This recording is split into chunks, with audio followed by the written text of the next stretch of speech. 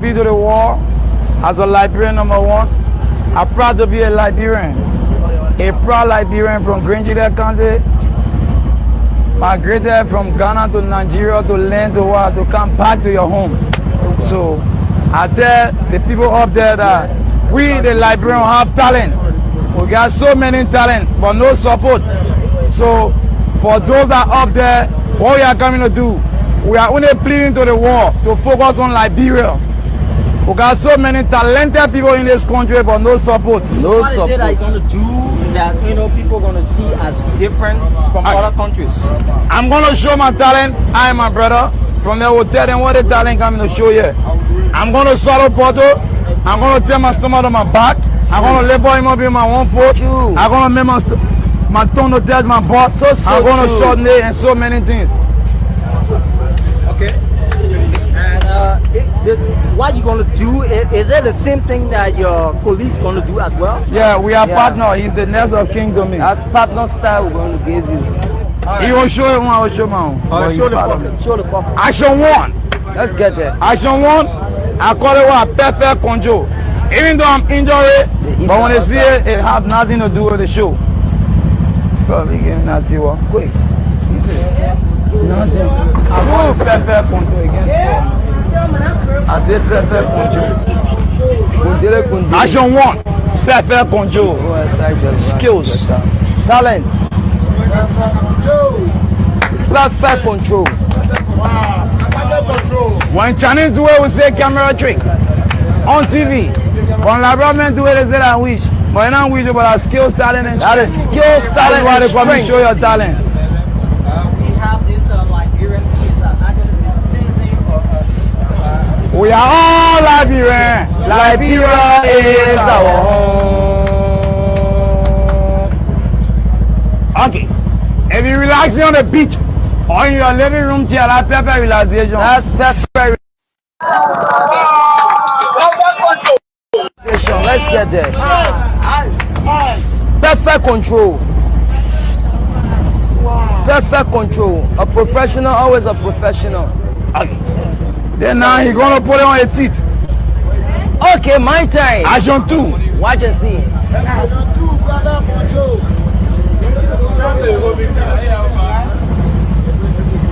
Show. Yes, sir. Excuse me. Skills.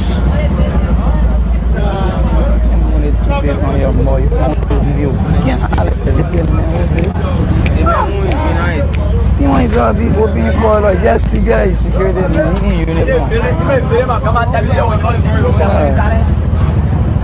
Putting on insecurity, just they get in there. This is action 2. This is show your talent show boys of Liberia.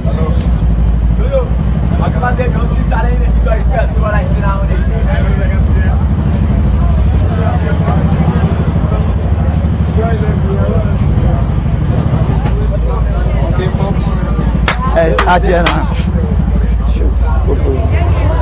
Okay. This was action 2. Action 3. Okay. Action 3. Let's get there. We call it a shoulder stand to the head stand. Exactly. The shoulder stand to the head stand, where human being standing on human being one hand. But not forgetting, but a guy like I always want to take to be my father, Nathaniel Zell Williams.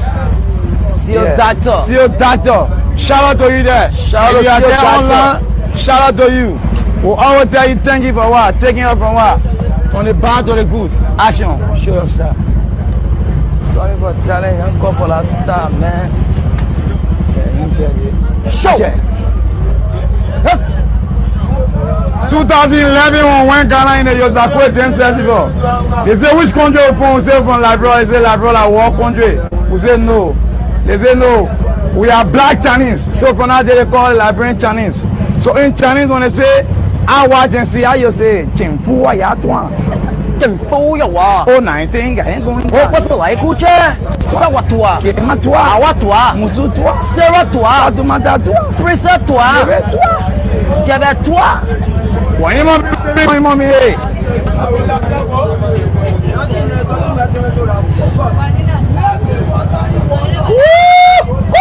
Let's get there.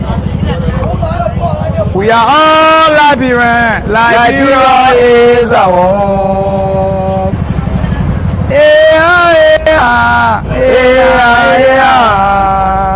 Many people struggle, but they never see the wonderful day. Many people labor, but death took them away. As you live in Suzy, thank God for your legend. Thank God for your life.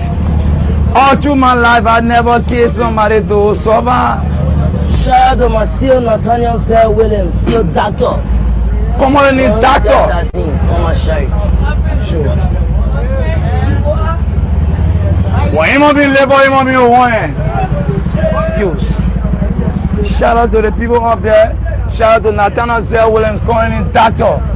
I was there deep when they went out model. Sure. Well, he must be here on time, he must be here. Now we're doing what? Hey to the hay. When he must be here on time, he must be here. I don't call it. Hey to the hay. I'm a here on time, my brother. Hey. 1, 2, and what? Hey to the hay. Head to head. Okay. Alright. Head to head. And when I say watching, that when you're watching also.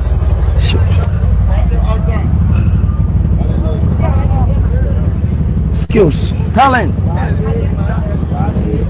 Watch it, Isa. Watch it, Osa. Watch it, Isa. And watch it, Osa. Watch it, Isa. And watch it, Osa. And watch it, Osa. Bobby. It's touching. Okay, folks, this is it. I currently at the Jiggins Project area. At the turning point precisely where we have these two Liberians who are displaying exceptional talents in this area. These are just you got it. This one.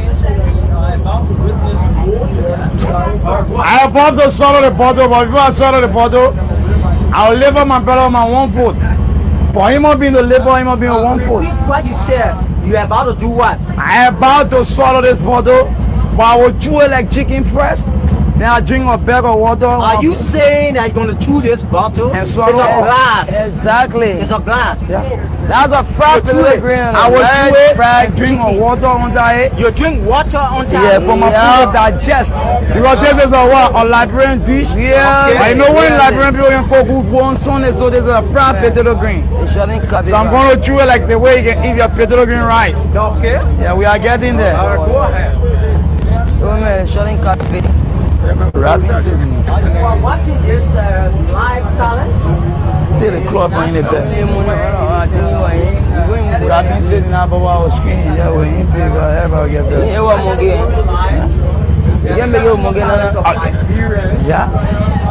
In this area, Liberia. Before I saw the bottle, and before I saw the bottle, I said, we're going to show you how monkey can throw a baby down. Lay on my 1 foot in the air, you dance on my 1 foot.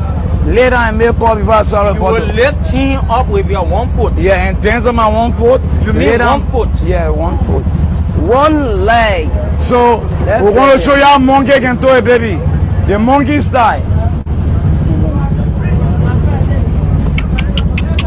Get down with The man. monkey.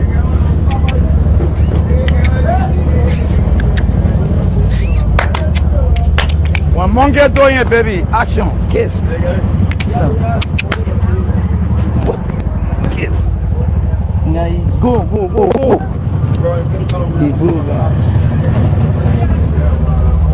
Hey man, what is here for my hand? Hold this stuff.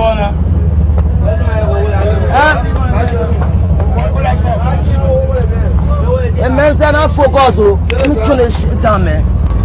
Turn that shit down and sport. Come and hold your monitor, your handle, your receiver, what in the for? Before it's for. It drop. Give it to him. I didn't think I'm talking about. Alright. Huh? You know, careful. Fast.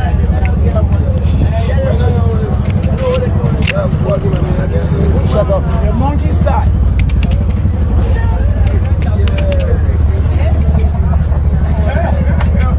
Monkey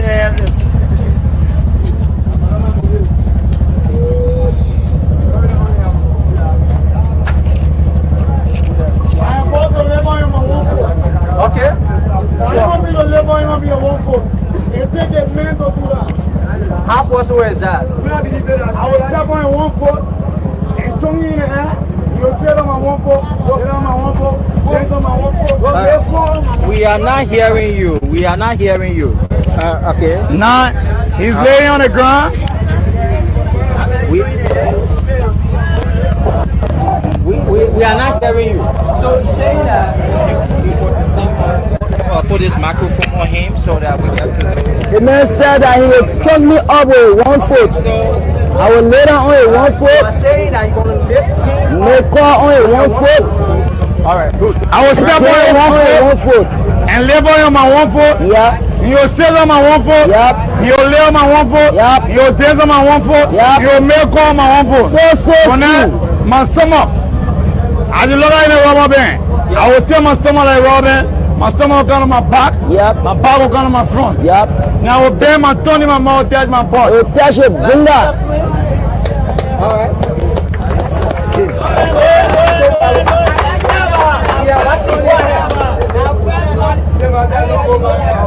After you doing on this, you are down for it.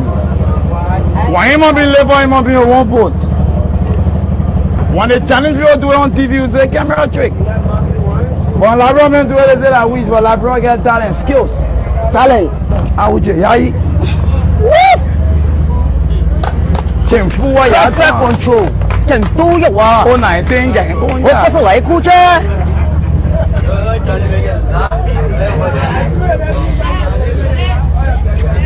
Perfect control. We are all Liberian. Liberia is our home. Excuse me. I say happy good day. Happy good day. Happy good day. Happy good day. Happy good day. Our people happy good day. Oh. You know what we do? Later and call. Tell the people out there. It's not easy, so we need support. Tell them and call everybody. Tell them. Will you give me a chance to call now? Yeah, you can go ahead. My brother are talking to. The man got palm screen. I think you got touch screen phone, but this is a palm screen. I call it Panasonic.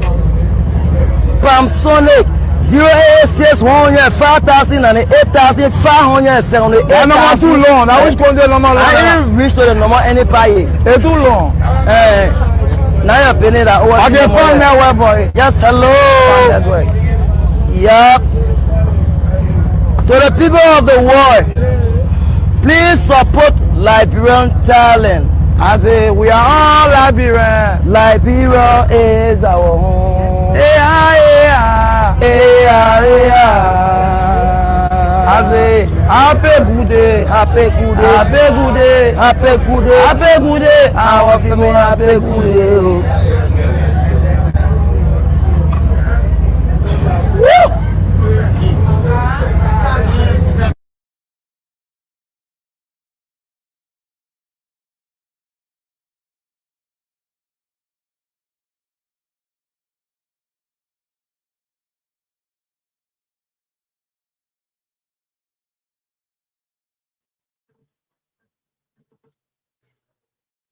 Good evening, good afternoon, good morning, wherever you're watching us from. Thank you so much for tuning in to the Nightly Exchange. Today is Wednesday, October 22nd, 2025. Thank God. Bless God to see this day. Y'all, the year has almost ended. The year is coming to an end. We only got 2 more months. Barely. Yeah, 2 more months. November and December. We are in the May. We're in May, October now. I feel like 2025 just came and it's gone. Life. That's what people say. My life is not sure. Even though people say that all the time, life is short. My life is not short. The Word of God said, "With long life, will He satisfy me and show me, His salvation." So I don't believe my life is short. So I don't really speak like that to say life is short. Life is short. No, time just flies. That's what I call it. Time flies. That's all I can say. So. Yeah, it's October almost ending, and we'll be in November soon. Time flies, guys. December will be here soon, and the next thing we know, we'll be talking about 2026. Wow. So we bless God for being here today for the day and everything. October is almost over, and by the grace of God, we're gonna go into November healthy and ready to go into December and the next year, and nothing bad will happen to you and your family. Yes. Please go ahead and share the show. Please share, subscribe, like, comments, and come back so we can talk about Liberia. We'll talk about the good, bad, and the ugly about Liberia. And today, as we all know, like we told you, we're gonna be bringing on the DLDI some leadership from there. And this is every Wednesday that, like we have promised, we'll be doing to show up on this show and talk about, Liberia, talk about all of us, something that all of us are a part of in the diaspora. If you just don't know it yet, because it's an automatic membership. As long as you are a Liberian and you live in the diaspora, you are a part of this organization. And it's a good thing if you wanted to do something good for your country, right? And you didn't have the money, like a lot of us here, we don't have, the funding alone to do it. So it's an initiative that we all should to be proud of, to be a part of, and that we want everyone to come on board. So we're going to be here every Wednesday to talk about it. So let me go on in the back. We have Mr. Ama, and we have good evening, everyone. How are you? Hello, how are you there Great. today? How you doing, Amy? How are Bless you, Amma? I'm all right. Yeah, so how's the day? How's the weather in your cities and stuff? Where are you, Mr. Ama? I am in Bristol Township, Pennsylvania. Oh, I'm in I'm in the Keystone State. Awesome. My family is in the Keystone State too. I was there. So Mr. President is in Minnesota. So I think the Yes, time difference. and the And weather I'm is in getting Texas right is now. getting cold. So we have the same time, and Mr. Ama has what, 9 o'clock, right? Yes. And we are 8. Yeah. So guys, thank you for coming on. I was just letting the people know about, DLDI and telling them that they are already a part. They just don't know. Yeah, They just don't know. But as long as you're a Liberian living in the diaspora, you're already a part of, this organization. And we'll keep coming here every time to, let them know about it on Wednesday. So yeah, we'll open the floor to you, Mr. Ahmad, to make let's start with the president to do an introduction, and then Mr. Ahmad can go ahead until the guys come on. yeah. I am Prince Yekison, uh, the visionary for this organization, uh, and I'm so happy that I have my colleague here who and I share the same idea. We have been thinking about Liberia all along, how to help develop Liberia. So when I had a revelation, I shared with him, and he bought the idea. I said, "Hey, yes, that's true. We can go ahead and start with this initiative." And man, saying, then we have been working together. And again, and today we are here to showcase DLDR. You Right. know, yep. Yep. Mr. Ahmad, you can go ahead. Give a little Yes, brief. I'm Amma Yekinson from DLDI, and I'm happy to be here. Here I had this talk. We've been talking a long time. What can we do to Liberia when we look at other countries? We always going back, visiting, coming. What can we do to help Liberia? And the thought came about having some kind of organization that we can help our country. And then while in our discussion, we came up with just $1, and we were able to say, look, um, if we just get $1 patriotic contribution from every Liberian for every remittance, and then we put that remittance to work for developing Liberia, meeting the needs. How great would that be? There are other people who building hospitals and other things. They got the high financial, but with DLDR, you don't have to have $1 million to help Liberia. You can help Liberia with just your $1. Absolutely. That's why it's a good thing to be a part of, because like people like me, I was just telling them, like, I always feel like, well, what am I gonna do? Well, I don't have the money. I can't do that. That's too much. I have to have like maybe win the lottery before I do that, right? It has I to be know. like a whole bunch of millions of dollars before I do that. But then when you talk about, and then again, we have a lot of organization up here, right? From with us Liberians, but it's always some noise in it, right? So, so it meant a lot of people kind of like, on the fence about doing something like, I don't know. But, doing this, hearing about this organization, I'm like, well, that is very easy. Like, dollar, that I use more than $1 a day, right? That, Yeah, that's nothing, and if that dollar adds up with a lot of like thousands, millions of Liberians in the diaspora, that's a lot of money. Like when a school is built in, let's say in a village somewhere, or water or something, I would feel good because my dollar is in that project, right? Even all though right. it wasn't a lot, but I would feel good knowing that I contributed to that project. So I don't know if everybody feels the same way I feel about it, but that's how I begin You're to. right. Yeah. You're quite right about that because we see other countries helping their countries to develop, all other nationals in the diaspora. They're helping their countries to develop, even though they are not doing the $1 remittance. But for them, they identify projects Mm-hmm. and they come up with the cost and they solicit, sponsorship in the diaspora. And you just see the people are willing. I mean, they cooperate with them. But our Right. society is quite different. You tell somebody, let's contribute money and carry on such a project is going to be very difficult. So we found this easier medium that we can collect money from Liberians. Very easy because we all remit money to Liberia, all of us in the diaspora. So we are saying, whenever you remit money to your loved ones or for projects, or for death, for health, for school, for wedding, just for anything you send money to Liberia. Anytime you send out money, we will deduct $1 from that remittance.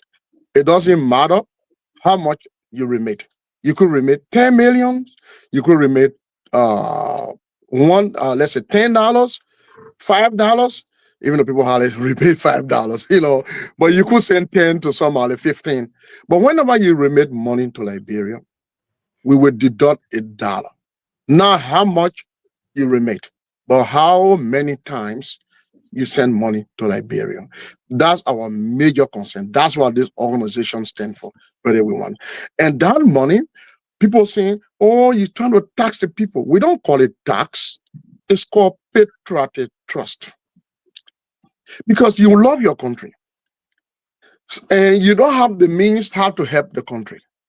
And we all always say the country is not developed. Right.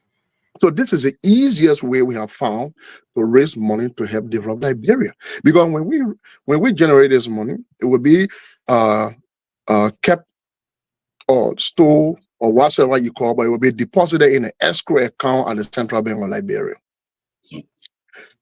We will decide the threshold. Maybe we could say 1 million, 5 million, 25 million. It just depends. When we set that threshold, we have a board, the diaspora board. I will come to that later on. The diaspora board will determine what kinds of projects to carry on in our country. Maybe we could say, let's buy a generator. I'm always saying, let's buy a generator to power the whole Liberia, or let's buy solar energy, renewable energy to help the country, or put satellite in our orbit to provide internet access everywhere we go in the country, or build vocational institutions, or build clinics, hospitals, libraries, just anything we decide in the diaspora. So our board will decide this is what we want to carry on. So we will take that money from the central bank and invest it into those projects, things that will impact lives and communities. on a need basis. That's why we came up with this scheme, this initiative. And we have already sent a proposal to the legislature. Okay. Once they get it on the floor and debate it, pass into law, we will begin the process. We will start carrying on massive development. And it's not only about this government, it's about this government and subsequent governments. Governments that you and I have not even seen. That means we will die and leave the universe, and that this organization will still live on, carry on development in Liberia. Absolutely. So this is, we always talk about our country not being this. Why can we do this? The last time we were talking about scholarship here, how people back home, scholarship has to be about some lawmaker, and you have to know him. He has to know you, or you're somebody before that happens. Why can't there be something like FAFSA that you can just apply? Choose Correct. stuff like that. Why can't you have some kind of like emergency this, emergency? Why can't the government, and everything cannot be the government? Unfortunately, in Africa, right? Here, maybe we have that luxury, and people forget. They kind of want to compare America to Liberia, and it's even though we wanted the rule of law and all of that to work, but it's unfortunate that is not America. That's Liberia. You would not have everything that happened the way it happened here. You would not have it, happen over there. The government would not be able to take care of everything over there until they start, doing other stuff and what. But for now, what we know, it cannot be the government doing it alone. Everybody has to be all hands on deck. Every citizen has to help out some way, somehow. And that's what we see it. So come here, Mr. Ama. If you got something to add. Yeah, I was looking at one thing. When I look at development, I look at development projects that are catalytic. By in chemistry, we found out that a catalyst was a substance that speed up chemical reaction, but itself is not used up. Couple of times, I traveled to Patawi Waterfall. Patawi Waterfall has stages. A lot of people just stay down there, but it has stages going way up, and it seems to have a big tank of water up there that's flowing down.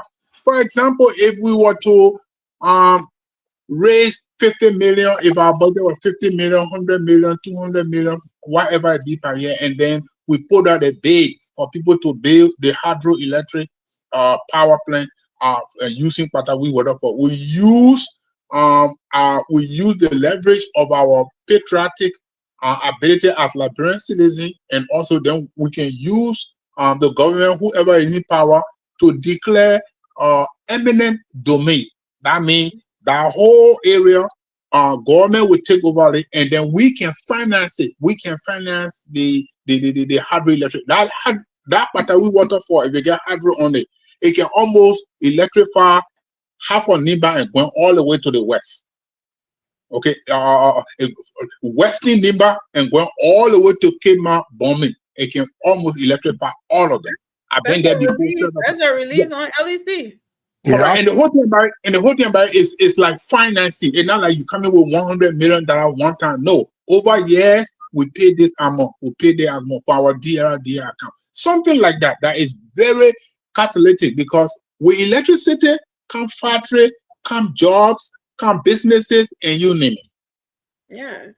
Yeah, and just to add up on that, and with that, you just have people paying like 25 or 30 cents for electricity now. You just have people pay 10 cents or 12 cents for just the upkeep of that, to keep it going and something like that. So that would be it. When someone said that places like Ghana and what other places that pay that lower amount, Ivory Coast on electricity, right? With stable electricity and stuff. And in Liberia, what we don't even have is stable, or what we never had is stable. People pay way more. So if you're an investor going there, you have to worry about that too. That's a budget that is up there. And then, so it's a lot of things that our country are in trouble with. And we all have to be hands on deck, y'all, to do this. So DLDI, I'm not trying to knock all the organization here or whatever, but when you really come in or listen to the idea of it, I mean, it's a no-brainer. I don't see why any well-meaning Liberian who claims to love that country will want to have any kind of opposing view to that. But come here, Mr. President, you.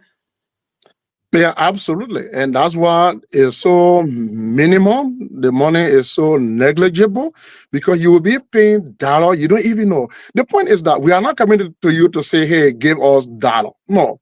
We said, just keep doing what you're doing. If you send money to Liberia, that means you contribute towards this patriotic trust. If you don't send money to Liberia, you're not paying anything except you pay your annual due, which is 83 cents a month.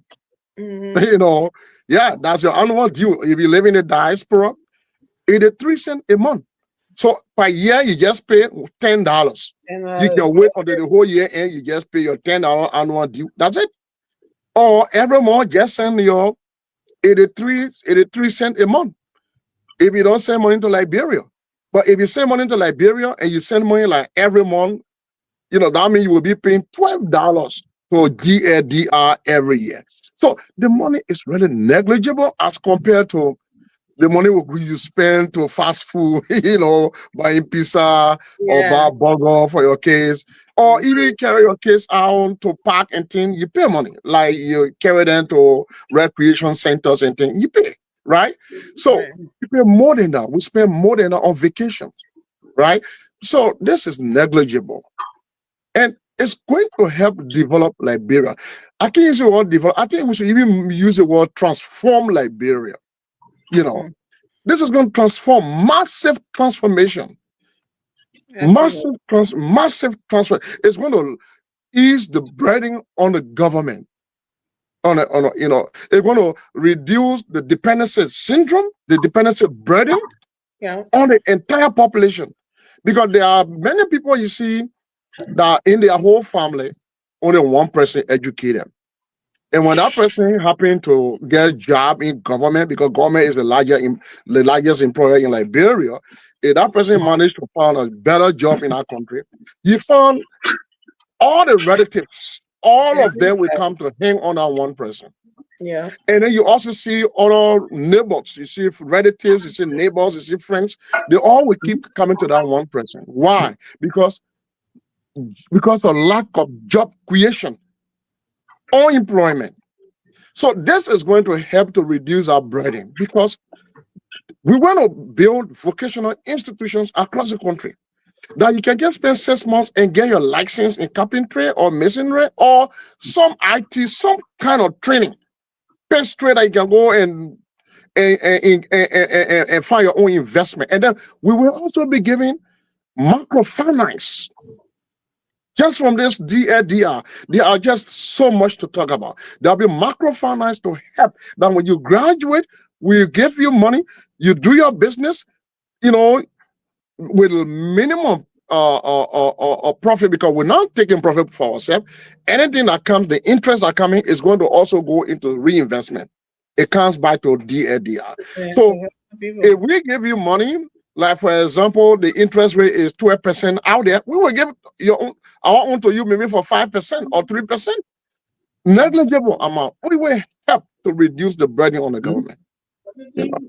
Yeah, so this is all about Liberia and its people, right? This is not about anybody getting profit here or whatever.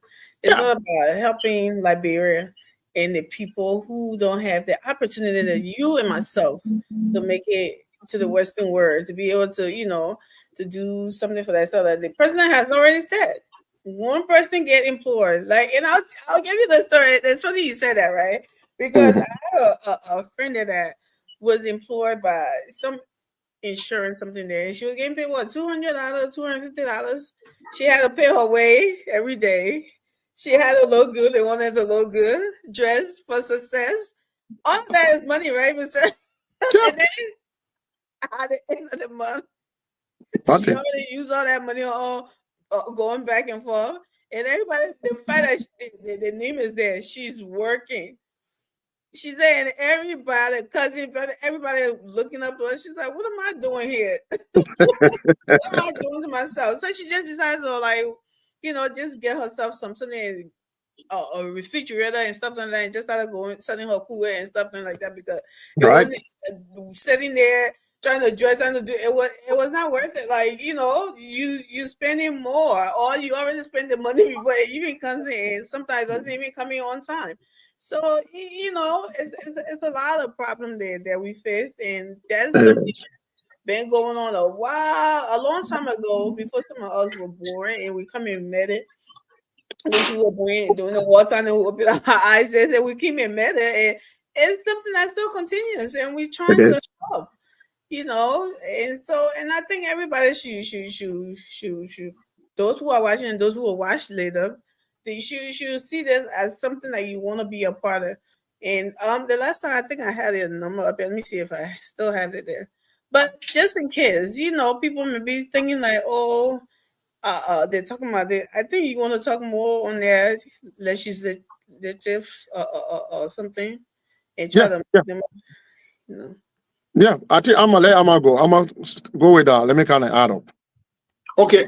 With the legislative part, what we did was we prepared the bill, and we sent it to the legislature, and we got our country director there and making sure that every lawmaker, whether Senate representative, get a copy. Copy has gone to foreign affairs, to the president, and all of that. We wanted to pass the bill, and we are in consultation with the leadership of the House and other people, and also individual lawmakers and things like that. Up to date, we have not seen any fight back yet to say, look, this is not a go out there, we don't want it. Nobody, everybody, I've not seen anything because, I mean, as my brother already said, you pay and not even see that you paying any money. It's $1. It looks very small, but the frequency of it generates a lot of money.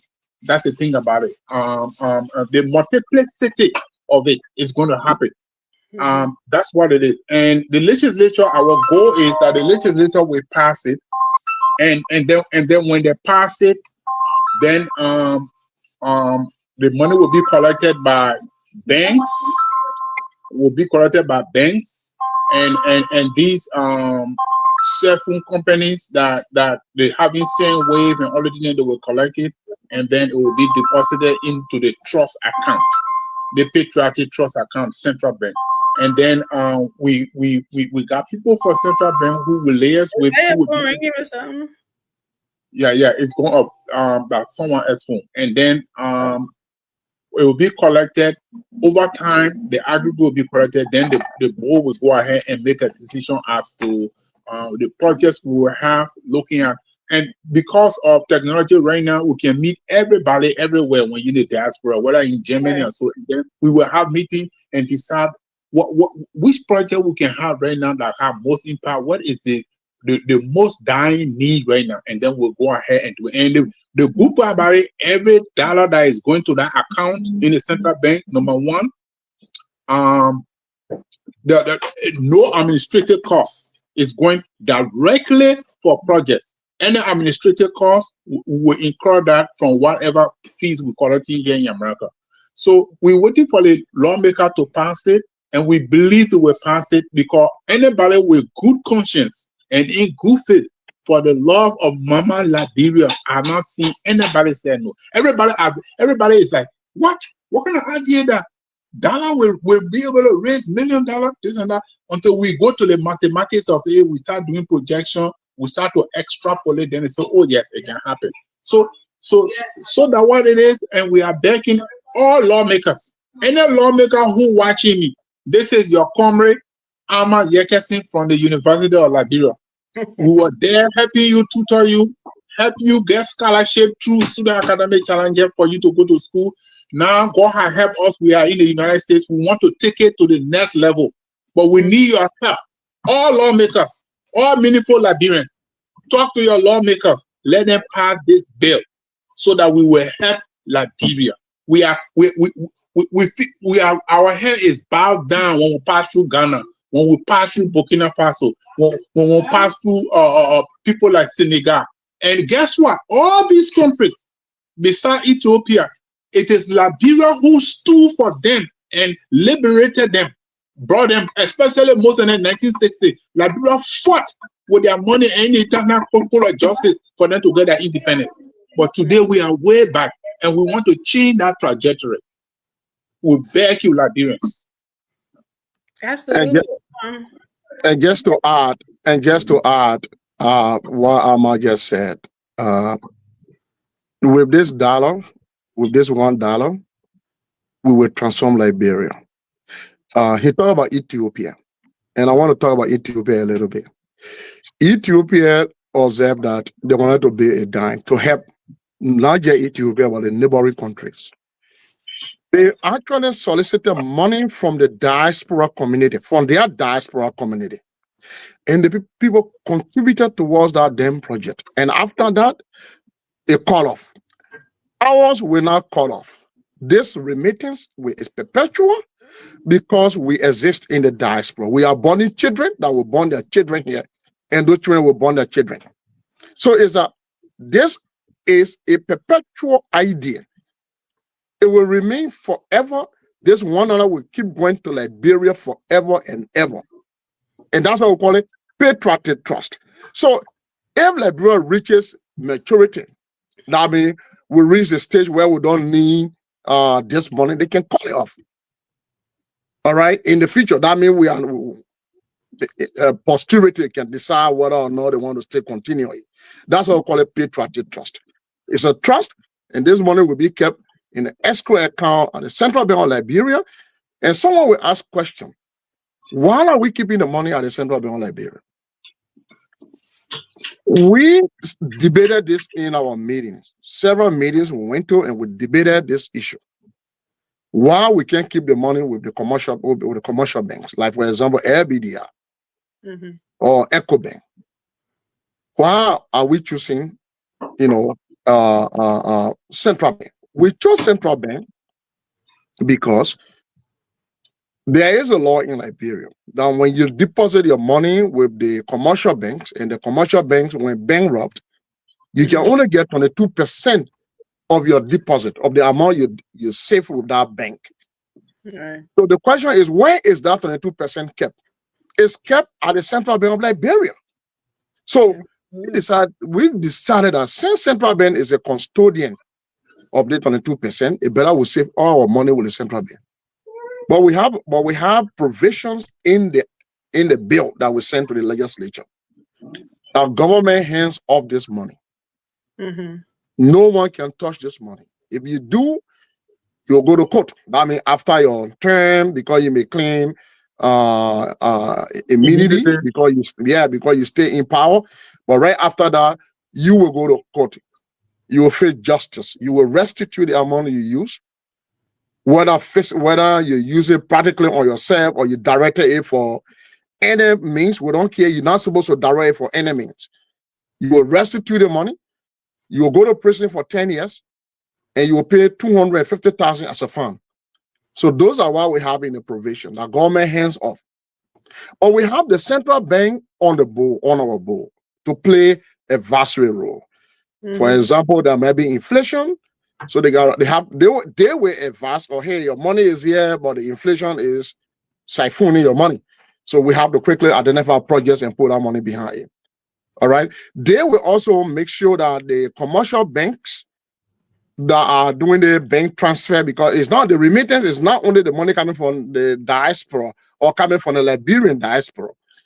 It is any money transmitted to Liberia, remitted to Liberia from outside of Liberia, from anybody, from any institution, from any banks. So this amount include bank transfer. So the Central Bank will liaise with, will make sure that the money transfer companies, like let's say for example, Sendwave, MoneyGram, Western Union, Remitly, RIA, and all the banks will make sure that every month they will deposit this money in our escrow account. That's why the Central Bank is on our board to invest. And that's how we decide this money. So when that money reaches that threshold, then our board will decide. The question is, when you say board, who constitutes this board? Right. We in the diaspora, we decide that we are a part of several organizations. But there are some people who are not part of some of those organizations. But we all that come from Liberia, we hear from a country.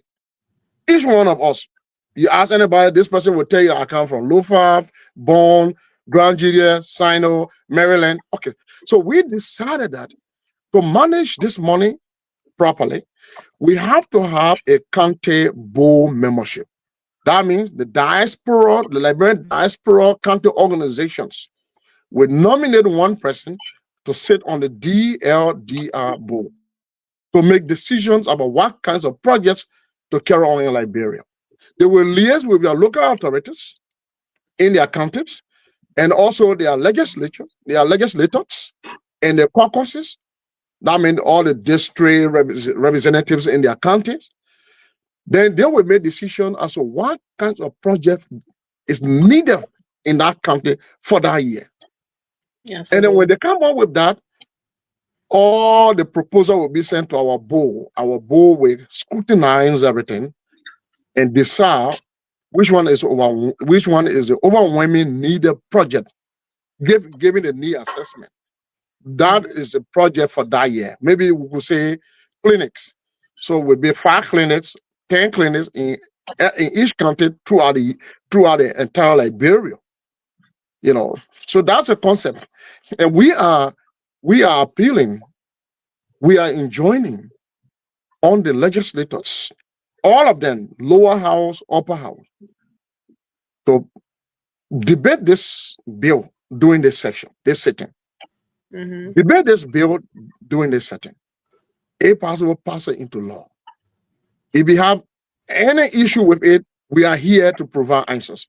We have our country representative in Liberia. We have the team there. They can sit with you. We can also send delegation from America or from the diaspora to come to sit with you. But we are enjoining on you to pass this into law because it's going to transform Liberia massively in the twinkling of an eye. Yep. Okay. So, All right. As my brother said, I wanted to throw light a little bit about the Ethiopia experience. Ethiopia went to work. They had a lot of fight on the Nile River because the Nile River sort of originated from their country, and they had a lot of little talk with Sudan, all of it. But they did it the African way. They were able to overcome it. They spent 40 years, $5 billion to build that dam. And that dam, it can produce electricity over 51,000 kilowatts. When I got all the facts, over 51,000 kilowatts. And guess what? The miracle about it is no borrow money from IMF, no borrow money from European Union, no borrow money from World Bank. They were all financed by Africans themselves and Ethiopian at large, especially the people then from diaspora. So we can do this thing. And guess what? After it was inaugurated, I think on the 9th of September, around there, when it was inaugurated, all the country from the eastern, Kenya, Sudan, all the and the people there down south Sudan, all the people who were claiming, they said, look, you come with some memorandum of understanding. We extend the electricity to you and you pay minimum amount. This is African resource. Fighting for it will not make sense. And now they're going to, even Kenya is going to sign memorandum in order to put light to their rural areas. This is an African initiative. This is one of the African initiatives that is so unique that got no outside hand, no backing to international financial institution. All African business, all African resources. And I'm in here in America, but I'm an African resource. My neighbor stream was born and buried right there in Liberia. and yeah. It was born and buried right there in Liberia. And that's where is my heartbeat. It's my routine. Before I go to work, I watch all YouTube issues about Liberia. When I come from work, my heartbeat is Liberia. Yeah, I said it's Liberia. And generally Ethiopia. The Ghanaians, one thing I love about the Ghanaians, they love their country. When I have to do their country, they love it. And so this DLDR It's creating a lot of things. Something that was not imaginable, that it's going to create love and it's going to change the trajectory that I can help my country. There is a platform for me to help my country, and DLDR is that platform to help. So all of you lawmakers, Honorable Kanga Lawrence, Honorable Kuhn, Honorable Thomas Fala, Honorable Muka Kamara, all of you in the legislature who are know one way or the other, either through school, struggling to come to LU, or studying to get in the classroom, we are appealing to you. Honorable Kuhn, I remember we used to call you Accounting Kuhn, and we didn't call you Accounting Kuhn for nothing. We knew how responsible you are. So we are asking you, please bring all your resources, all your talent to bear. Let this bill pass. It's about Liberia and for Liberia and the generation to come. Amen. But let's talk about, whenever Liberians hear about money, some of them get, carried away, they get jittery because of what happened in some organizations, right, that they were a part of. Okay. Right. So I hear all the time, we collected money, to do this thing, but it never, pan out because people are corrupt, people are this, they collect the money and then they do this, they do that, right? So they I know we have already talked about the central bank and something like that. Let's talk about, Mr. President, the transparency, right? Yeah. The whole, over the whole initiative. So go ahead. Let's talk about it, Mr. President. Let the people know. Yeah, the transparency. Let it yeah. The transparency, we started the transparency by first with the bull. We decided that, hey, let's have a county representative on our board. That's the first transparency. This is an NGO. We could say, you know what, we that coming to a meeting, let's just appoint ourselves to be on the board. Yeah. But we decided that no, we can't do this. This is something that's going to be perpetual. We have to build the institutional foundation so that if we are not here, those that will come to take over, we actually we emulate our examples. Whatever we're going to set here is what they will follow. If we don't set good example, it's not going to be good for us. So we decided, okay, the board should constitute county representation. That is a fair transparency because they will decide what kinds of project for Liberia, for their counties.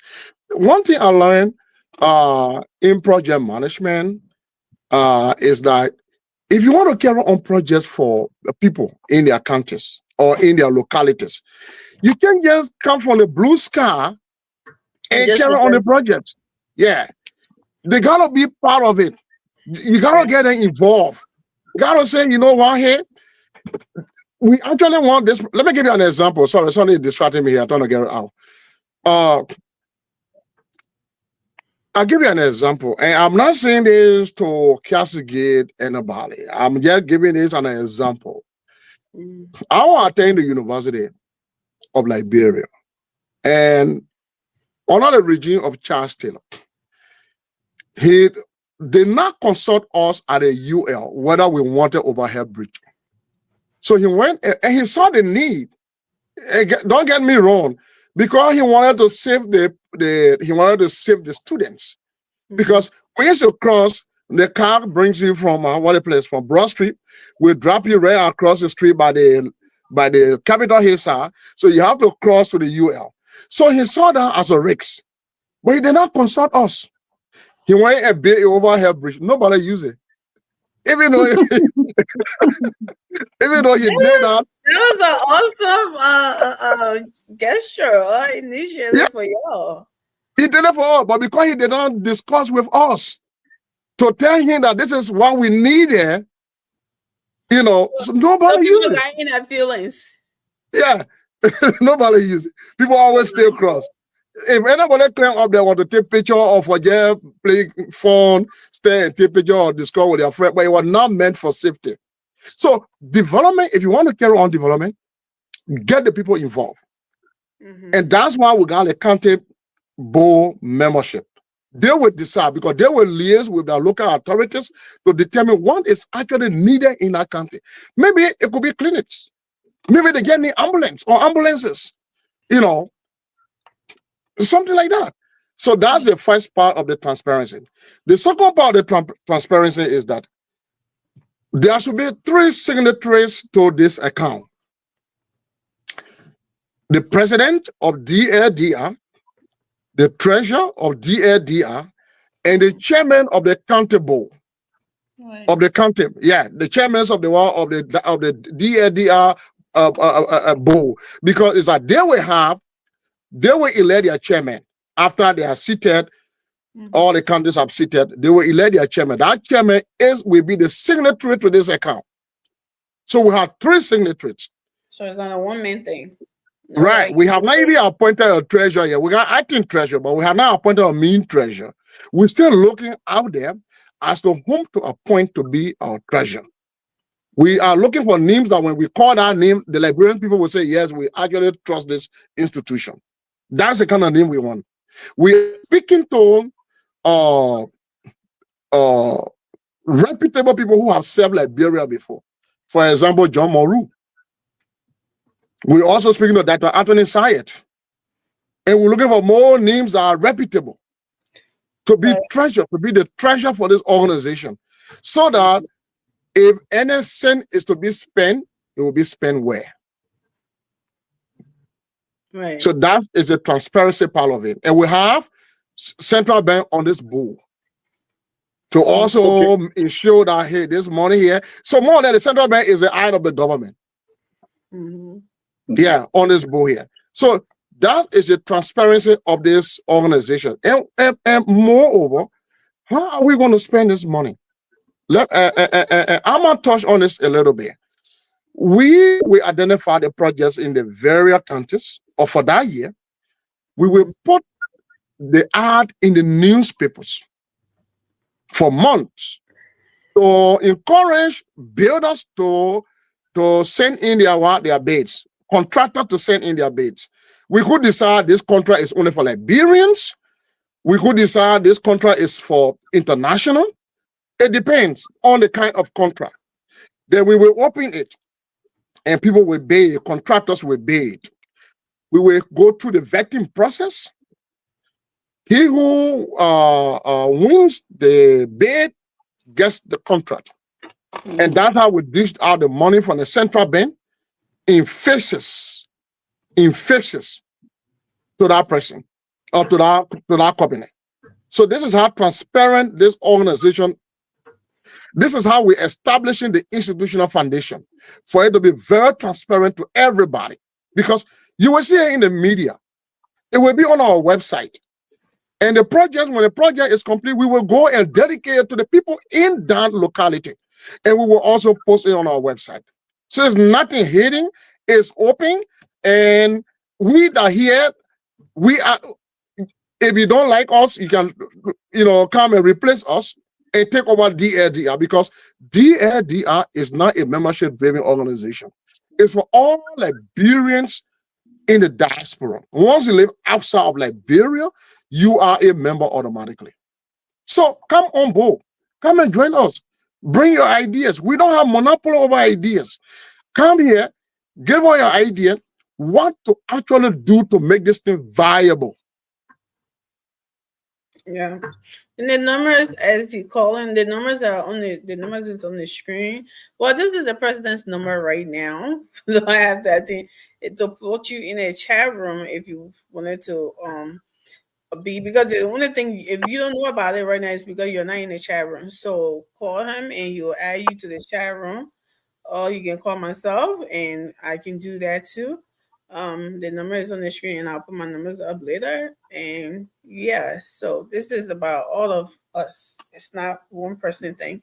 And come and share your ideas. If you think you heard something here today that you think should be twisted on the other side instead of it being on the other side, come in.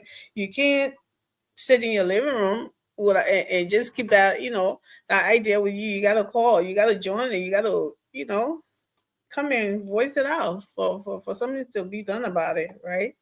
So yeah, so Mr. Alma, if you have anything else? I know I was Yes. saying, Yes. you know, Yes. yeah, I wanted to add. I wanted to add to what Brother Jefferson said. In line with you asked a beautiful question about transparency in our constitution. We got two kind of audits. We got the audit. We got the internal audit that will be done from our auditor that is with us, and we also got an external auditor who will be a charter auditor. Charter mean these are people who are licensed and who are licensed to be an auditor to the point that if they make any mistake, anything impropriety, a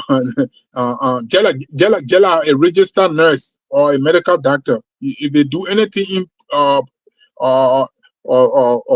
impropriety, what will happen is their license gets suspended. They not even have gone through no due process, nothing. They are on by their professional license, they can suspend it first before they even go to your due process. So we'll have two kind of audits. One is internal, one is outside from a charter accountant.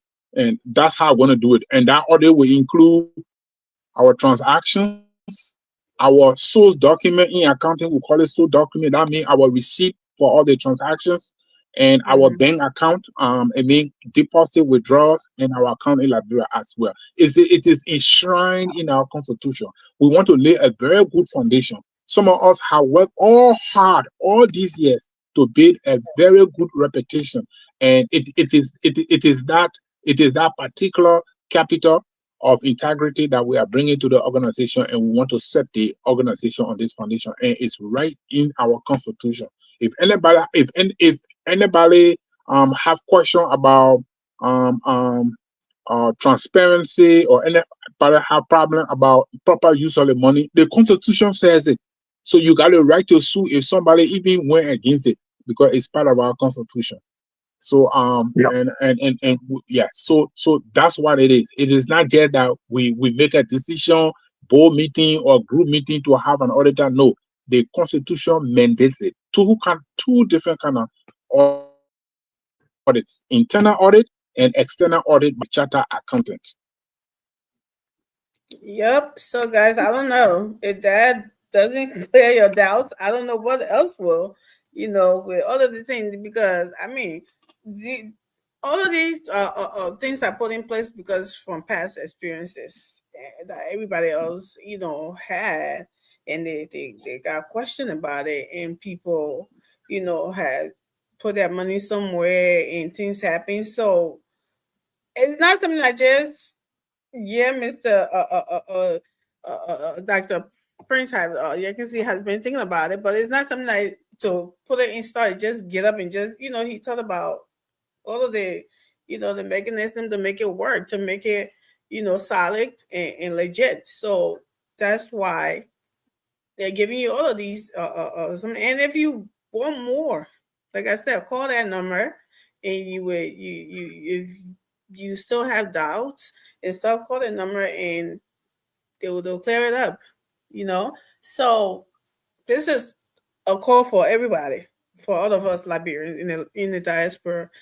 If you ever thought about helping your country, if you ever thought about doing something there, but you don't have the funds like Emmy, and you're willing to win the lottery, yeah, we can all keep hoping and dreaming and something to do that, right? But this is something that right in front of you. You don't have to win the lottery to do this. Even your 86 cents. How much was that again, Mr. President? 83 cents Yeah, a month. 83 cents. Yep, that's the annual due. Yeah. So monthly due is 83 cents.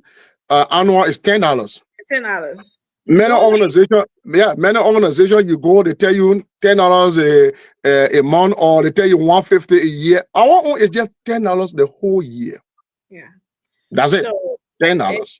Knowing that your $10 that we go to McDonald's, we go to Burger King, or we just go and just do anything with it, right?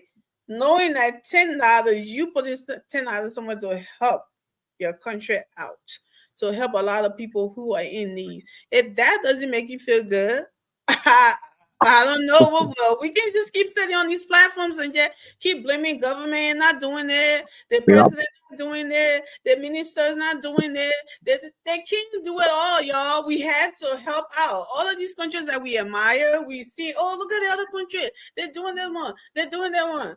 In Africa, trust me, the diasporans are helping them. They're doing there's something, and this has nothing to do with any politician, and no one here wants to run for office. Well, let me speak. Oh yeah, they asked me that question, not to hush you on the closing argument, whether I brought this idea to because I want to run for president. No.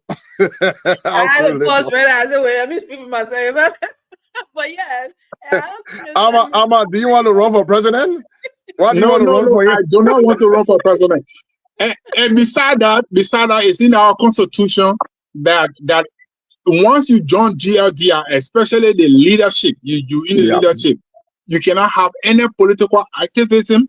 You can't even wear any party t-shirt. The right you have, we cannot spread that. That is, you have your civil right to go to walk to a ballot box and cast your ballot for whoever you want. That's it. Beyond that, you cannot be part of any political activism, and because it sends a bad signal. We are not politicians.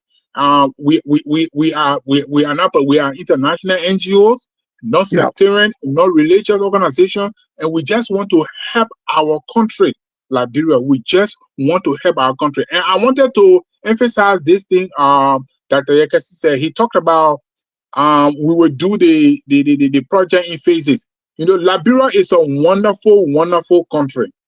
If you carry a tailor, if you carry your clothes to the tailor, you give him all the money. Soon you turn your back. He will take the clothes, he put it down. He's looking for the next person to bring the clothes. Yeah. So in Liberia, if you want a tailor to sew your clothes quick, go ahead and give him the money in stages. When you go, you give him maybe 40% or 50% down because he got to buy material, and then keep the balance one. He got to finish sewing the clothes before you gain the last one. So if we're doing project, for example, we take it in phases: foundation, the wall, the roof, and the fixture. At every level, they completed. We come the project coordinator assesses, say yes, they have reached this stage of the bidding, the agreement. Then the board will go ahead and release the money. Then they go to the next step. That's how you hold Liberian man accountable. That's how, if you do that to a Liberian man, he will do your job. And it's just a culture. A lot of people don't want to be like that, but it is a culture that they are caught in. We have to change it. It's a culture they were born in, and they are caught in that culture. So in order to help them, we with strong will, with that level of integrity, that's how we handle them. That's how DLD will be handling issues. And regarding the due payment, we say is annual. You want to pay monthly? Go on our website, dldr.org. It is 3 cents per. Yeah, you click on more and click on shop, and then you will see DLDR annual due payment. You can click on it and pay your due. Right now, you want to, because you are a member, as Amy said, whether or not you know, once you live in the diaspora, you are a member. So by you listening to us right now, you are a member, and you have to pay. We encourage you to pay your $10 for your annual due. You can go right now on our website, dldr.org. That's www.dldr.org. You can go there and pay your annual due, $10. Or you can pay through Cash App.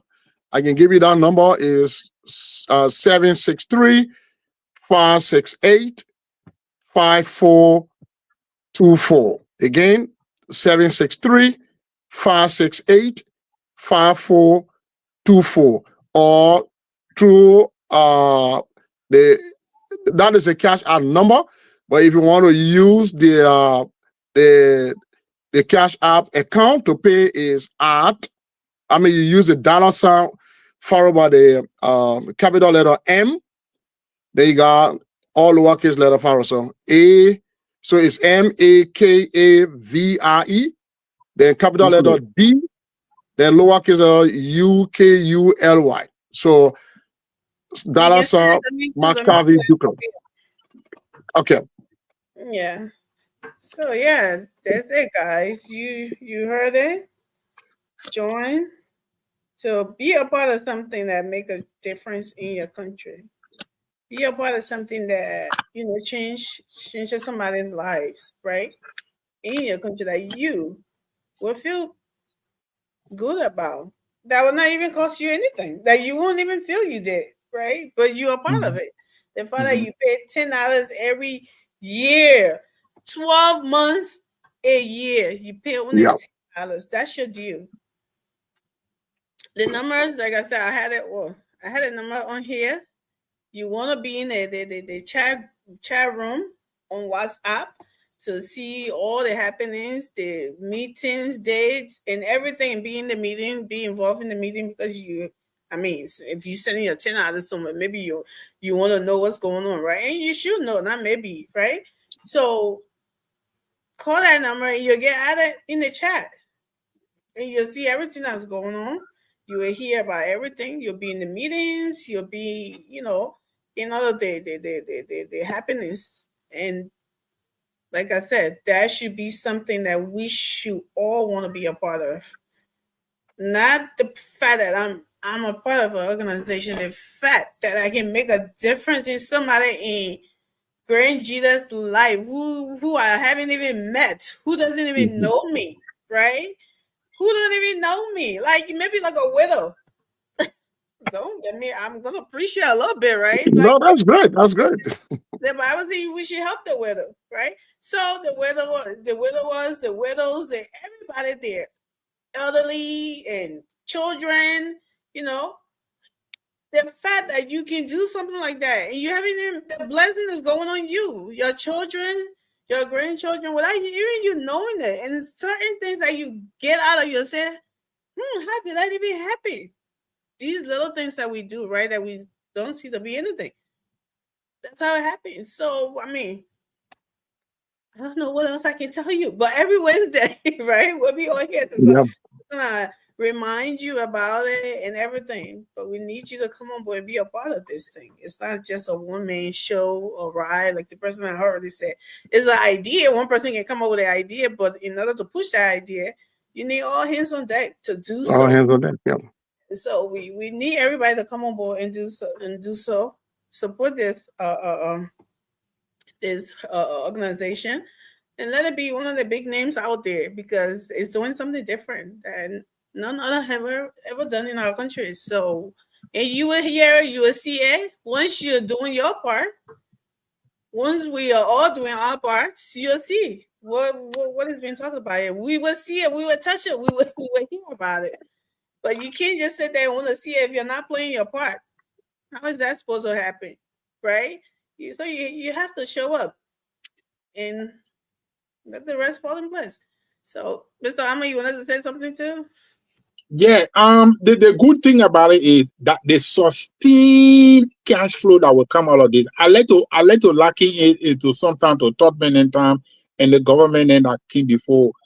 They used to collect $1 to all these schools. In order to help liberate Africa, especially the South African from apartheid.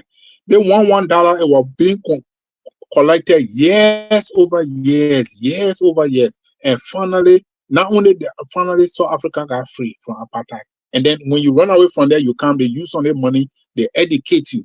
I was privileged to be with people who were running those kind of programs and who were ahead of it, and I were able to see some of the documents then like that. So they want $1. We will long be gone, and it will still be coming. If they want to increase it, they want to change it forward, but it will be there. And the good that it will do when they look at it, nobody want to eliminate a good when they already have seen it how it works. As good as the Ethiopian dam was, they call it the big dam there, it's not something that's going to be reverberating. It going to develop sustained development 1 year after another. But DLDR will be a kind of a sustained development because there will be a sustained cash flow. That's when the bill passes. So this is something we can all be happy about, and we'll be happy our country. I'll be happy when I go to Liberia, like every other Liberian. I put my chest up, aloha up. I see the development that will come after this, and along with other ones, we feel happy for our children because we know we're living a future for our country, and we're living a future for our our children. A lot of people go to criticizing here, there, and yonder, government not doing it. We people who get excuses and criticism, it's not enough.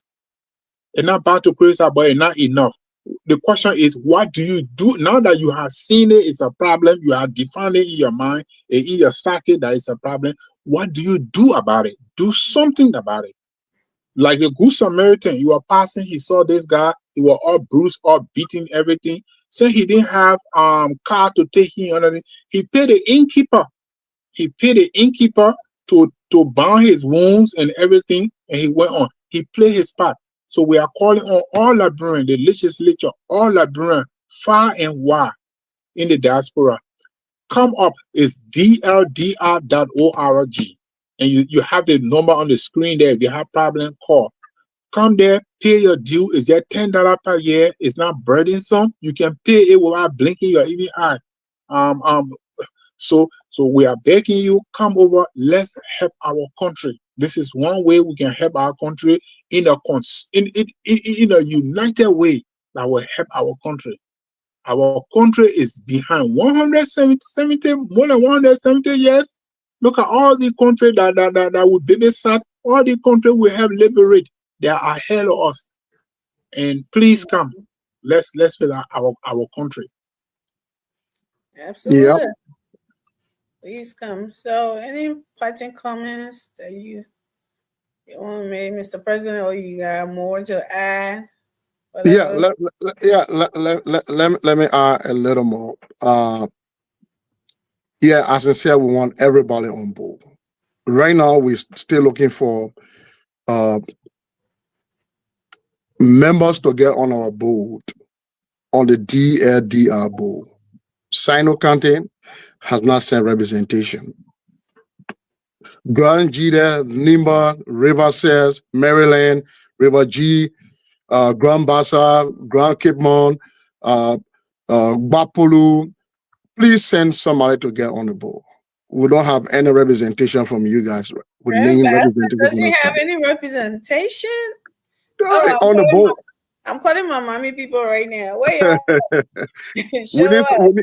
we need you guys on the board to help make decision. We don't want to make decision for your county. You say, oh, why you did that? So we want county representation on this board. One other thing I want to say here is that just what Amma was saying, we can't keep criticizing the country and doing nothing about it. Right. This organization is the first of its kind. It has never existed anywhere in the whole world. We will Ghanaians, Nigerians, other nationals are in our chat room observing what we're doing. Because they said by the time we succeed, they are taking this model to their countries. So we want to set a very good example, a very good pace to help develop our country. We got to think outside of the box. And this idea is actually thinking outside of the box. And let me give you this little story. There was a little blind boy sitting by the street side. He had a sign in his hand, written on it, "I am blind, please help me." So everybody just passing by, only a few people drop a little coin in that hat. So one other gentleman was passing and he saw the same sign, "I am blind, please help me." He went there, dropped something in the boy's hat, and took the sign and changed the wordings. Instead of saying the same day, "I am blind, please help me," he said, "Today is a beautiful day, but I cannot see it." And then he put the sign, and then he left. In the afternoon, he came back to see what has happened. By the time he came, the boy's hat was filled with money, and the boy recognized his footsteps and asked him, "What did you do with my son this morning?" You say you are blind, this will help you. I want to change the word. That today is a beautiful day, but you cannot see it. That means those that are passing by you are privileged to see the beautiful day. But you are not privileged. So because of that, a psychological play on your mind to put more money in your bags. So that's what we have to do with Liberia. This idea is thinking outside of the box because we have been criticizing. This is a form of criticizing Liberia, but in a positive sense. In a very positive sense. Because if we just go and say, hey, the country is not developed as I have been seeing here, and we all get lambasting at the government, it's not going to move the needle. It's not going to do anything. But this approach is going to help the government. Because if we start carrying on real massive project in Liberia, let's say, for example, we build hotels, guest houses all around the country. When you leave America, you don't even have to go build house. You don't have to even go rent. You don't have to go rent hotels to pay. So we will match it. We will do it this way. If you need to, if you are going to pay $250 per month, let's say per day, per night, we say, hey, give $100 or give $50.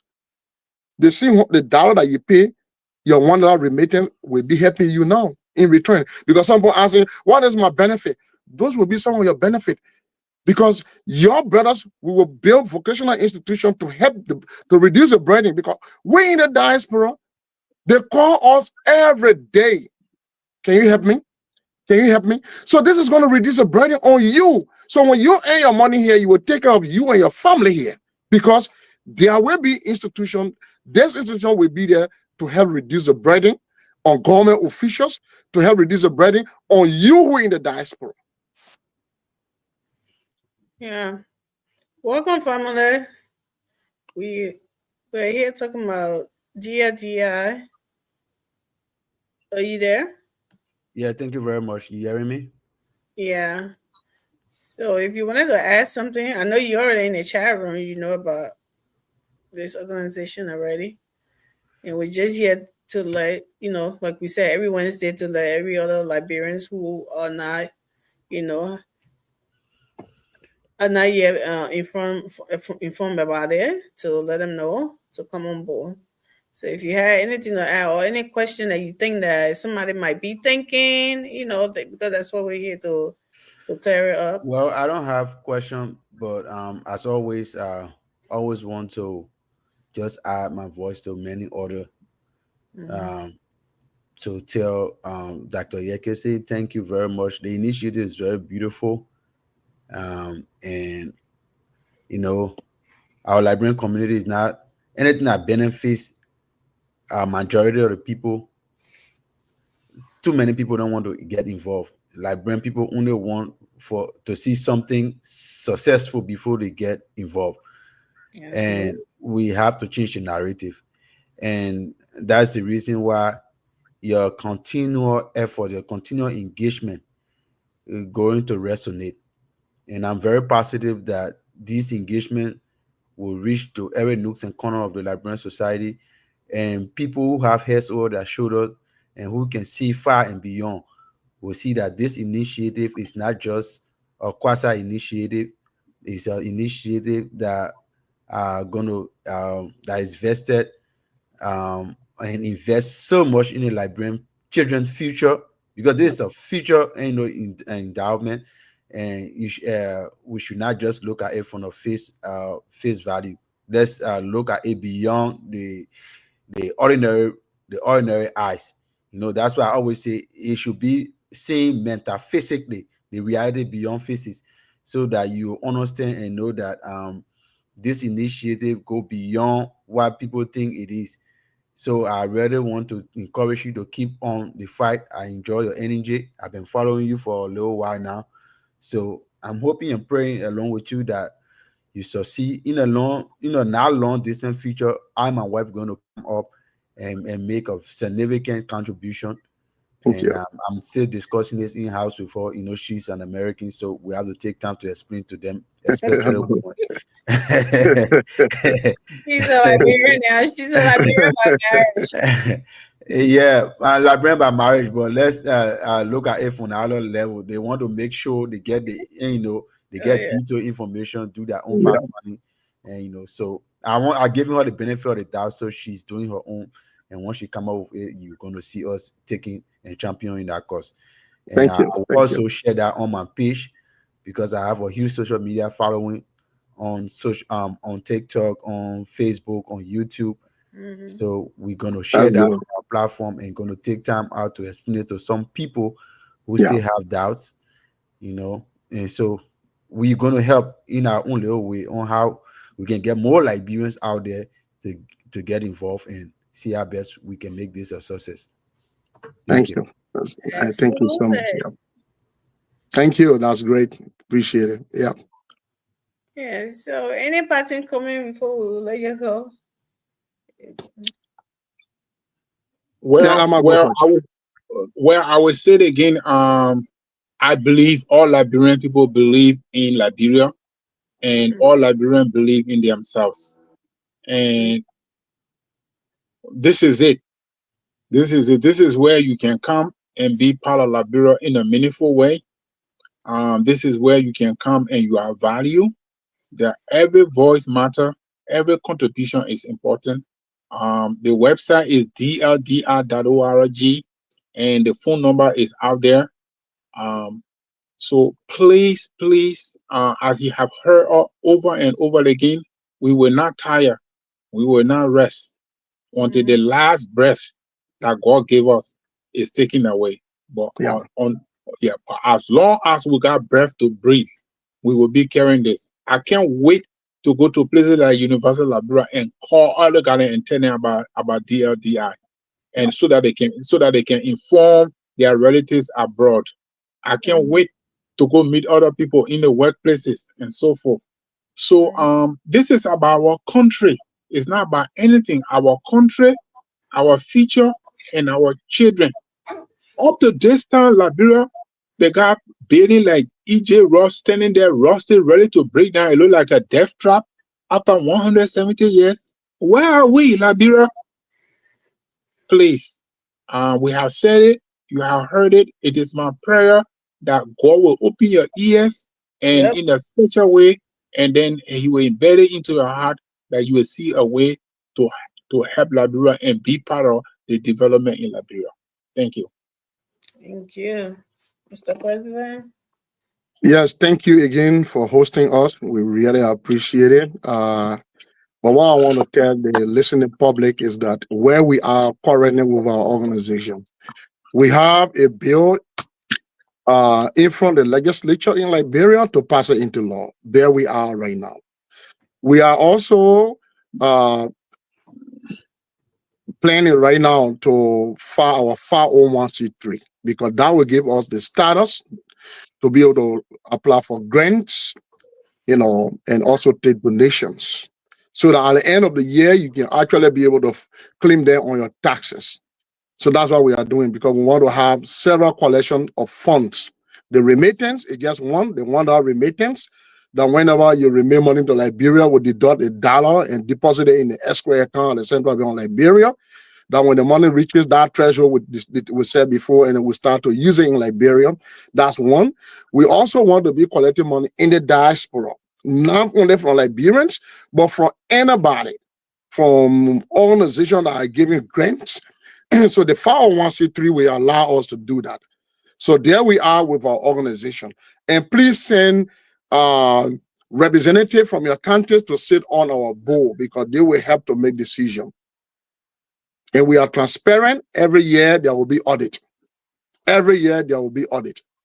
How much we collected, how much we expended, how much is left in the bank, what to do next. You made a decision. We don't have to be the leaders. Come on board with your ideas, how to transform Liberia. This is just one idea, but come to foment it. Come and help us expand this idea. Talk with your legislators, both the senators and the representatives. talk with them. I'm appealing to the speaker and the pro tempore to call on me at any time to be able to explain more about this bill. I'm willing to come to Liberia to sit with you to explain. But you guys are very busy. So I can't just come and be running behind you. If I know specific time when to meet you, I can schedule myself, get a delegation to come and sit with you and explain. But we send the document is very self-explanatory, but just in case you need any, you have any doubts anywhere, we are here to explain. And this is to all the legislators in the lower house and upper house. We have sent the proposed bill. If you need a soft copy, contact me. I can send you a soft copy. If you have questions, call my number. I will be able to provide those answers. We appreciate this this podcast, and we will always be here. And we thank the management of Nile Exchange for giving us this platform to be able to showcase our organization. It is your organization as well, because it's for all Liberians in the diaspora. So thank you, and we appreciate it. Thank you for hosting us. No problem. Have a good night. Good night. All right. Good night. Thank you. So, let's move on. What's on your mind today? Are you here, Family? Yeah, I am right here.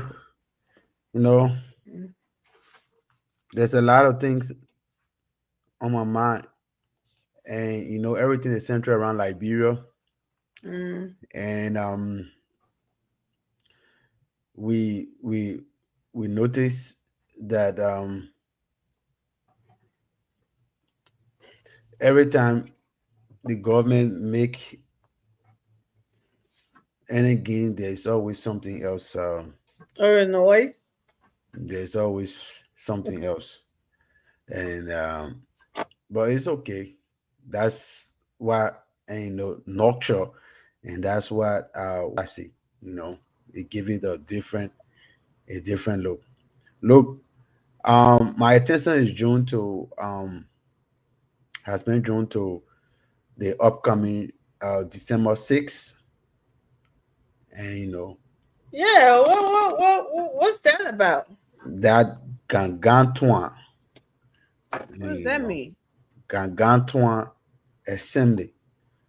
It's actually a homecoming and a rally. What is this? A prom?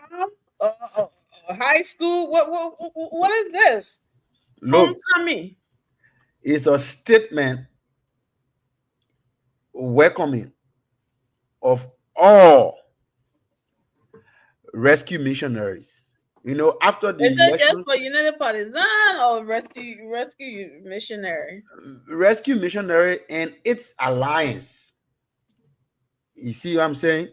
So they're going to be a huge conglomeration of people from so many wings, you know, so many areas, so many quarters in and around Liberia. Because since people think that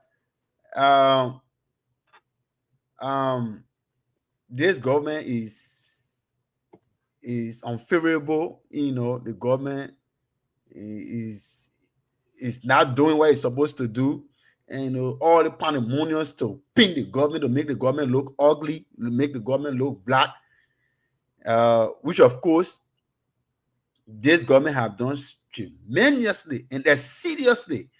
Look, right now, I am not even talking too much because many of the folks then who arguing here and there, they are just bringing paracetamol argument.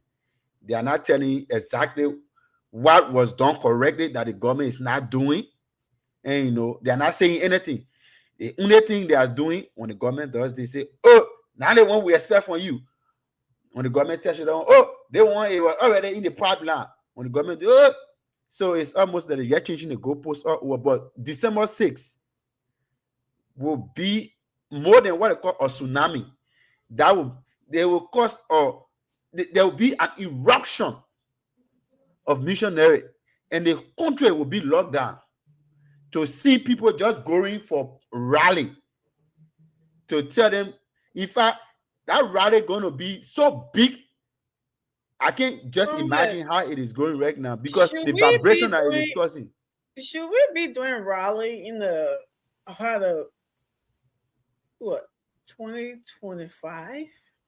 Just almost 2 years into the government governing, and I mean, should we be calling rally? Like, what's going on here? This rally is overdue, Amy, because when it's the Unity overdue. Party, when the Unity Party had their 2022 convention, it was clearly stipulated, detailed, that their plan going forward was to have a national headquarters, Central Monrovia, and headquarters in headquarters in every 15 political subdivision in our country. This is how structured the party is. But you know, when the Unity Party won the election, something tragic happened, and the party could not be, insensitive to what happened. You saw that reckless guy who drove through Unity Partisan and killed innocent people over there, and wounded hundreds of the others. After they assembled to jubilate and to tell the entire rescue missionary thank you, and they were even doing a rally, and that thing happened. So everything was put on hold so that the government can settle, quiet down the hearts, and then quench the heart of those bereaved family. That's very, very sensitive issue that was happening. So the government quiet everything down. And more besides, President Boubacar wanted to put a footprint down, and he did. I mean, just a few minutes ago, we were having some back and forth in a group chat. I think you read some of them. And then I was listening, because the issue about this cliche, and nothing has changed. That nothing has changed. Every time when somebody says that, it kind of which planet are they living in? You can only get that particular comment from people who I don't want to use terminology on your show, because you quick to have a meaning this time. People who are myopic. Let me borrow Eric. Eric say, who are myopic, who are ecocentric, who are delusional, people who are far from the reality. That's the group of people who are referred to as extremists.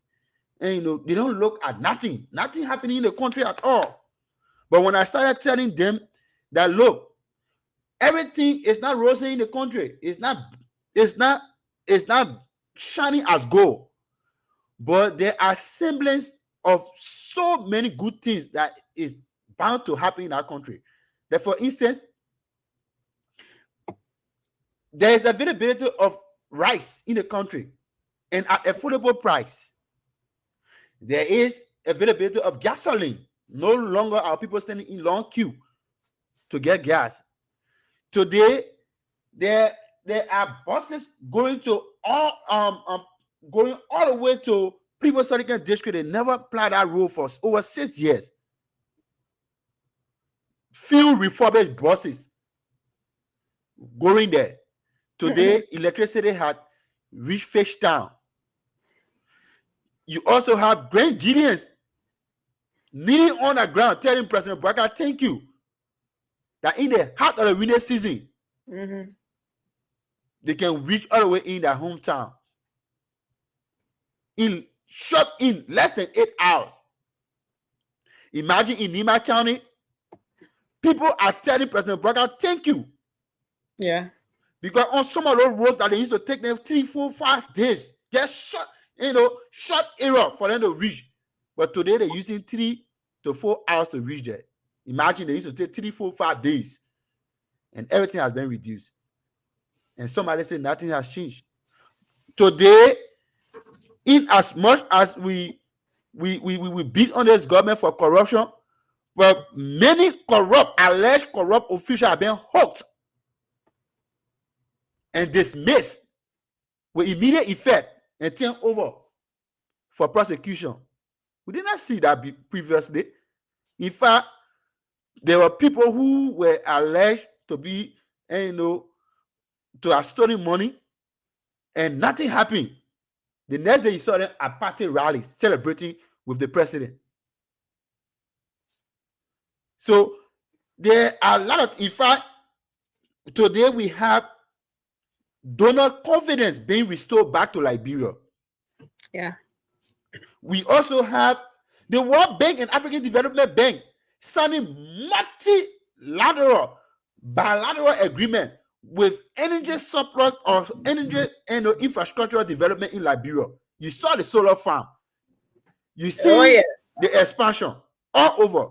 Go today in Grand Gillette. The Agriculture Ministry have put a footprint in Grand Gillette where they are producing homemade eggs now in Grand Gillette. You see, the last time in Lofa County, you saw carrot on the internet there in Bomi County. You see, the Agriculture Ministry giving out money to farmers. They are producing produce. Today, over 300 and some more machines, agricultural heavy duty machinery on the way to Liberia. They are prosperous. What are we talking about? Liberia flag is now today hosted among Committee of Nations. With an evidence is the seat, a non-permanent seat on the United Nations Security Council. Are we not seeing that? Today we are part of the movers, the shaker, and the actor of the body politics of international. In fact, we are part of the international big boys. People want to sit on the table now with Liberia and discuss those basic international big boys. Yeah, because we are restoring. There's serious restoration going on. President Boakai went out and he's a respectable state man. Respectable state man. No longer going to the White House to watch soccer game while we're discussing critical global issue. Where he was discussing with President Trump and telling him, say, we accept your terms that we no longer want it, but we rather want to do trade. And what happened? An American company, SPS, signed a multi-million-dollar agreement with Liberia for a bilateral use of our railroad, and that's an income generation for the Liberian government. So you were just talking about something. I want you to hold it a little bit. Let me play this video. You know me, I'm a video person, right? I see that I bring them for everybody. Okay, currently we are to Nyao Lokiamon demonstration site. They cooperated in Nyao. So this is how they are working. They are form part of the government project. So you are seeing they are working. Today is their working day. So we just came to see how the work that's here going. You see the member, everybody is working. So we here with the field technician. Okay, he's a supervisor. Chief, good morning. Good morning, sir. What's your name? My only is a lawyer here from this town. Supervisor for Nyao Lokiamon family. Okay, the government selected you and you are benefiting from the government. So how you feel? I feel good. I feel good about the government. I also want to tell the government, thank you to Ministry of Agriculture. Okay. I also tell IFA thank you. Since you started the work, government have ever given you money to handle money in your hand to say go and do your own work so we can pay you. You've been seeing it since you started the cooperative? We receive money from IFA. When? What year? This year. Okay, that's what I'm asking. This year, yes. Since you started, yes. Have you ever received money? We have received money from IFA. You received money from IFA? Yes. The regime of Boakai, I'm talking about. Yes, I'm talking about regime of Boakai. Okay, and then the past regime, before Boakai could come, did you receive money to where we in this one? No. You did not receive money? Yes. See, so It's under Boakar's regime. It's only You are receiving money Yes. to work for yourself in the Swan Yes. and pay yourself in the Swan. Yes. Okay. So what you will tell the government? I said from the beginning, Mhm. I tell the government of Republic of Liberia, thank you, Prime Minister of Agriculture. Okay. Thank you Okay. for helping us ordinary the farming. Okay. So you were having plier before, or you were just doing it randomly? We were doing it in our own or own way. Okay. Yeah. But now, But now they brought technician to us, so they can improve the farming system. thank you so much. So you say your name again? See, lawyer. Okay. Say Nyao what? Loki, I'm a farming group member. Yo, hello. Yo, thank you. So we are still to Nyao Lokiamon demonstration site. We're talking with them to tell us exactly how they feel about this project. Okay, so he's one of the editors here. Sir, welcome to this live interview. Your name? Thank you, my brother. I'm G. Felton Jones from Yao community. Okay. From more to be specific from Yao Lokamo group at this present movement. Okay. Tell me, you are one of the editors, right? Mm-hmm. So how you find yourself, how you see yourself doing this kind of work with the people, with the young people that are here? Yeah. We are more delighted at this hour Mm-hmm. because where we saw ourselves and where are we today, Mm-hmm. we were not there before. Okay. Like on the line of the farming Mhm. activities, Mm-hmm. we used to do it randomly. Okay. So when this government came into power, Mm-hmm. last year, starting part of last year, Mm-hmm. that's the time this work began. Okay. We saw people coming around telling us the government said you two should make fun. Okay. So we were together. Mm-hmm.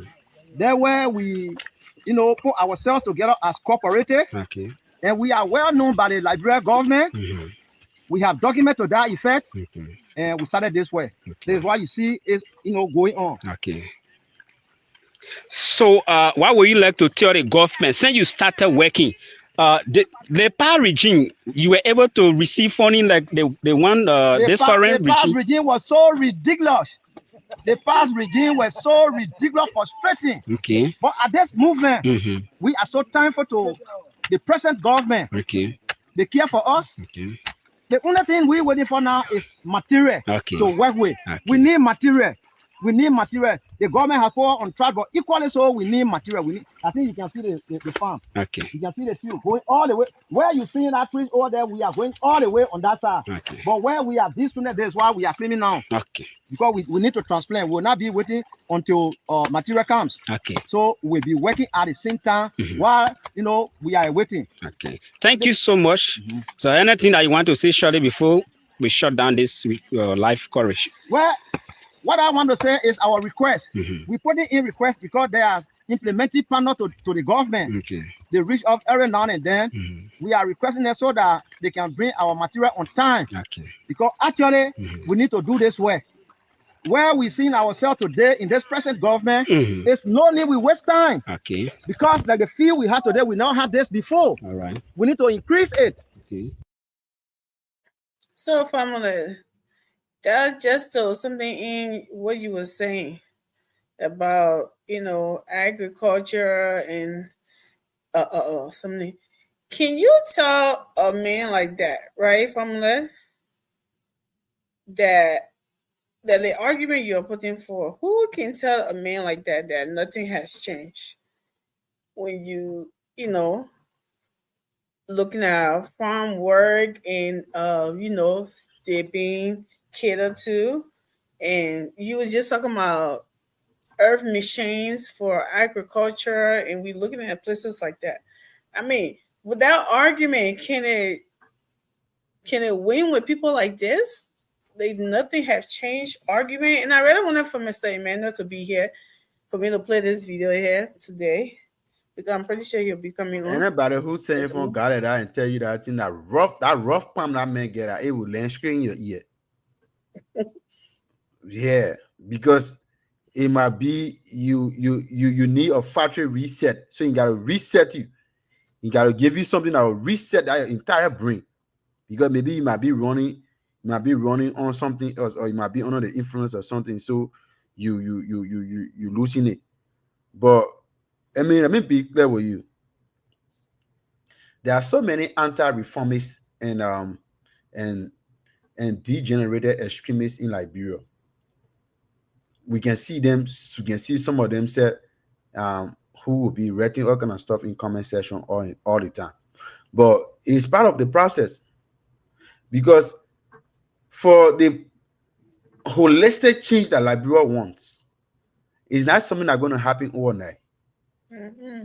And I can tell you for free, from what I've seen just under 2 years already, it's a prospect that so many good things going to happen.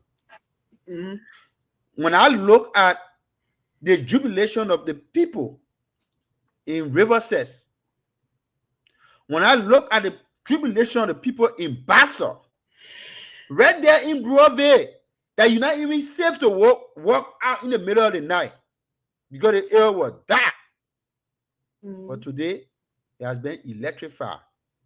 People are getting, look, Liberia is opening. And what brings about security, what brings about growth and development is electricity, good roads. And it is a top priority for this president. And that's the reason why you see that autopause development that is going on right now. You're going to be having 4-lane. I like that word. Autopause. You're going to see 4-lane going all the way to Warasa and going all the way to Tottenham Bread bombing. And you're also going to see the Japanese have already agreed. You already see they already start doing the demolition from the Gabriel Tucker Bridge, going to connect all the way to the Freeport. They see where they did with this Somalia Drive Road. They're going to bring that same drainage system all the way, connecting that with you already know that Freeport area, the congestion, the traffic congestion over there, going all the way to that Valton, all the way to the Gabriel Tucker Bridge, the beginning of the Bushel Island. I didn't make it those places out when I went from there. Just for the congestion. The Japanese has, and they agree and I accepted that they're going to do that. They're going to connect that. And that is that not big? And that forget that's another 4-lane over there. You got two going to be going in, and 2 going to be coming out. So that is massive. Look, we will continue to propagate the good messages. I'm not part of those Radio Kigali people. You know Radio Kigali. You wake up in the morning, there's nothing good happening in the country. You wake up in the evening, nothing good happening in the country. You go in the net, nothing good happen in the country. This is the only country that you see that somebody wake up with anger issue and and just be yelling whole day. And anybody who doesn't preach the message, he get you shut down the door, he call you off. So I'm happy that you got a platform. You're not censoring people's voices, you're not controlling people, you're not telling people what to say or what not to say. And I can tell you that the Liberian people get eyes. We know that the mistake that they have made for the past 6 years, they know the retrogression that they have suffered. A lot of other reports coming up. I mean, you don't know that. A lot of other reports coming up. I've seen some today, yeah. For NASCAR, other reports coming up. Who in a red man will go and do a ghost contract for the building? Imagine first you budgeted $2 million for local headquarters, and then in the end, it ended up increasing up to $4 million. Without even the legislature being aware. But today you see few legislature who were booted out Akara Green and will sit down on show and be shouting all around with verbal diarrhea. They get talking loosely, get giving loose talk. And and imagine, guess what? I listened to one of their shows, and guess what he was saying? He said, if it will even cost me to give out my own ambition, my own ambition of contesting in my district, just to support President we had to come out of power, I will do it. I said, but who are going to even vote for you in that district? Who told that guy that saying that on spoon every day and shouting and getting wrinkle on his face going to bring him back? That he really think that is causing it because personal inheritance. So the people of district Right. that are the whole inheritance are in over there. You think the people stupid in that district, they get you 12 years, what did you do? You abandon the district when you build your personal home in a different area. And get a swimming pool, everything there. And you enjoying yourself. You abandon the district, you carry and have a lavish wedding in Paris because you don't want for the district people to go there and say, oh, let's eat my chicken, oh, the chicken was salted or nothing. But people say, oh, the money you spent on the wedding here is all to use it to build recreation center in the district, to use the money here to build vocational institution and empower people. Look at the university right in your own district. As a lawmaker for 12 years, what did you do? And today you want to sit down and chastise the government. Oh, the government not paying the university. Oh, the government not doing this. You was a lawmaker in the University of Liberia, four in your district. And that's why you carry toss on the campus there to beat a Maheno student. And what happened? It's funny you said that because every time I watch a Curtis Gray talking about, you were there for 18 years, right?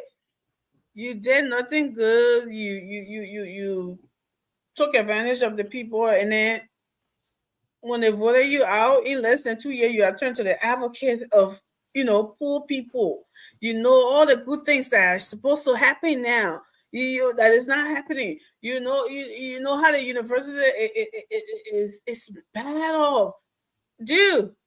We just saw that university like that, like a year and a half ago. That money, but they haven't still looking at that, and they're even doing something with it now. That university is just the way you left it when you were a lawmaker for what, 18 years. That 12 years. Like, was it 12? He went for 2 terms. Oh, okay, yeah, okay, yeah. 12 years, and now nothing was something in that whole was so they went or whatever. Then, but all of a sudden, you out of that less than 2 years, you become a big advocate. You know where things are wrong. You know how it's supposed to be done. The checker player mentality. That's why right.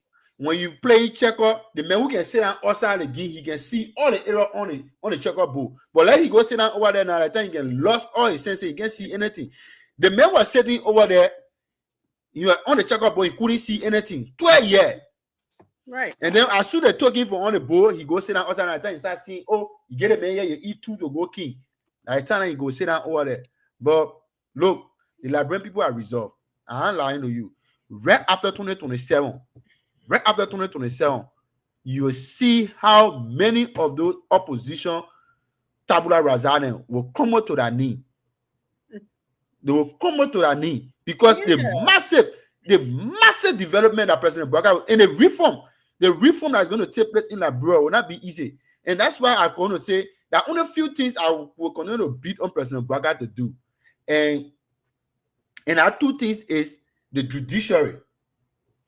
Yes. The prosecuting arm, because for that government to succeed, and you have to have a functioning judiciary. And the Chief Justice said it right. He appreciated President Barack for giving, for the first time in the history of that entire arm branch of government, to have autonomy over their own finance and everything. President Barack gave them the autonomy because they were complaining, say, oh, because you are controlling our money, you're controlling this, so now, yeah. And you are being affecting our operation and other things. So the President Barack said, okay, you take control of your thing. So now he was so thankful to President Barack. He dedicated a new courthouse, and now what happened? He has ordered for a credential audit of all judicial staff, and that is what they call reformation. That's the change that we want. That is the beacon light of hope for the government. Because if you have competent people in position, it will improve work efficiency. People are going to be very efficient at their job. Not people going to be guessing. Yeah. Then you go take real charlatans and multi-bands, and you put them in your government gets stagnated. Do these people even know that the definition of those words that they're using? That's why I was telling somebody, I was speaking to one of my friends, I say Iron Wizard is a very smart boy. Many a times terminology he used against people are terminology that actually reflect himself and reflect people of his kind. So if you go on a farm and you see somebody stealing on your farm, if you not be the first to call them thief, I didn't call you thief. So that is the psychology. Yeah. So the guy go on our farm, he came to the press, and because he know that they are the multi-banks and the charlatans, and because the other people did not call them that, so that's why he decided to call them that. So that it will be. What we did, we just did it in different language, different words. Absolutely. We use that. We know you people were half baked, half cooked, unsophisticated, and unprocessed. You went to a government inexperienced. What did you do there? 6 years. 6 years. 6 years over there. You don't have no policy paper. You don't have nothing that is suggested. You don't have nothing in the Department of Research. You did nothing over there. So what you think what did Kyrie accomplish? What did the Ministry of Agriculture accomplish under your regime? Nothing. And people get crying. Local farmers crying. People money were given. It was taking a share on American and his kind. And you know, the people who benefit from it, you're taking your share to your big boys in. So we know what happened in our country. But the good news is that President Boakai is prepared and he's fixing it meticulously. He's going one step at a time. Now that's why I say these are people who making noise. Let them keep making noise. I like the old man. Let them keep making noise. You get focused on doing the job. They got no training. Yeah, keep doing the job. And only one person can judge all of us, and I God. Now only God watching all of us. But somebody say now over there, they yelling every day, and you know, as if they are a sin, and you know, they are perfect. You cannot, you know, incriminate other people. You set up a syndicate to say, oh, I'll make the government unpopular, and you know, it is almost like they come and get the president. They come and everything is just bent against the government. They bring the government down. Even when good things happening, you turn a blind eye to it. It will not. You're not even discussing for long. But when bad things, you come and yell it for 3, 4, 5 hours, and you want to force everybody on your platform to agree with you. Why can't you discuss about the bracelets on your ankle? Why don't you discuss that? Why can't you discuss that you have perimeters that you don't cross? That alarm on your ankle will blow, and the next thing you find security people looking for you. Why can't you discuss that? But you want to look at other good men and chastise them. No, they say he who preaches equity must come with clean hands. Nobody perfect. But don't make it look like that you are sin. 1 minute you targeting the finance minister, another minute you targeting the other minister, another minute my favorite minister. You pass around. Oh, you attack the other long. You found this. You attack Yombly. Oh, Yombly can never be lawmaker again. Get out, you who? It's becoming annoying. That's why most people don't even watch the Spoon Talk anymore. And you angry now because you want to monopolize. You wanted to monopolize the entire, and you know, the entire space, information space. I know you're not going over my big brother tonight. Wait, Amy, let me talk my own. Don't censor me, please. I'm not censoring you. I said I know you're not going over my big brother. I am saying what I know. Somebody wanted to monopolize the whole information space because the government did not agree, created a parallel platform that would debunk the lies. You angry, change to angry bread. You get all over there making noise. And those noise will not sustain in the gossip mill because the government have all of the arm. We're not beating on Martin Colley. Man, we're not beating on other people who writes. You write, you checkmate the government, you provide solution, but other people not providing solution. They don't know to put the negative thing out there. Now all they do. But if you were checkmating the government and providing a comprehensive solution, then we know that we are moving somewhere as a people in the country. But you do not have no moral rectitude to caution anybody because you yourself have a very dark cloud over your head, and you have not proven your own wisdom. And that's why we are saying the information we live in the age of information today. You see nobody here running behind anybody. You can report anything at any time, anywhere. As soon as anything happening, everybody take that phone and recording. Yeah, open your phone. Yeah, you know what happened now? The question is that I can be asking, make you don't know that they're not. Yeah. and choose some of those, things, some of those online and recordings and posting. The police were able to investigate and arrest some people, and timely intervention were made because the government get all over the area. So in fact, that's why the justice minister say the court do not go for cases. That case must come to the court. The police are going to run out there and getting everybody. Don't let go to police station. No, when there's a crime created or committed, then now law enforcement got to come in and do the necessary what is needed to address that particular situation. But look, we will continue to say the good things about this government. If the bad things happen, we'll also say it, because it is our responsibility to beat on the government when the government falls short, and we'll also elevate the government for the good things that they are doing, because our people deserve better. We continue to say it, and everything in our country is not only about President Baraka, because there are 3 separate branches of government who have coordinating power. They work along with the executive. And somebody telling me say, no water on the side, no sun on the side. It is the legislature with their kind of responsibility to hold the executive feet to the fire.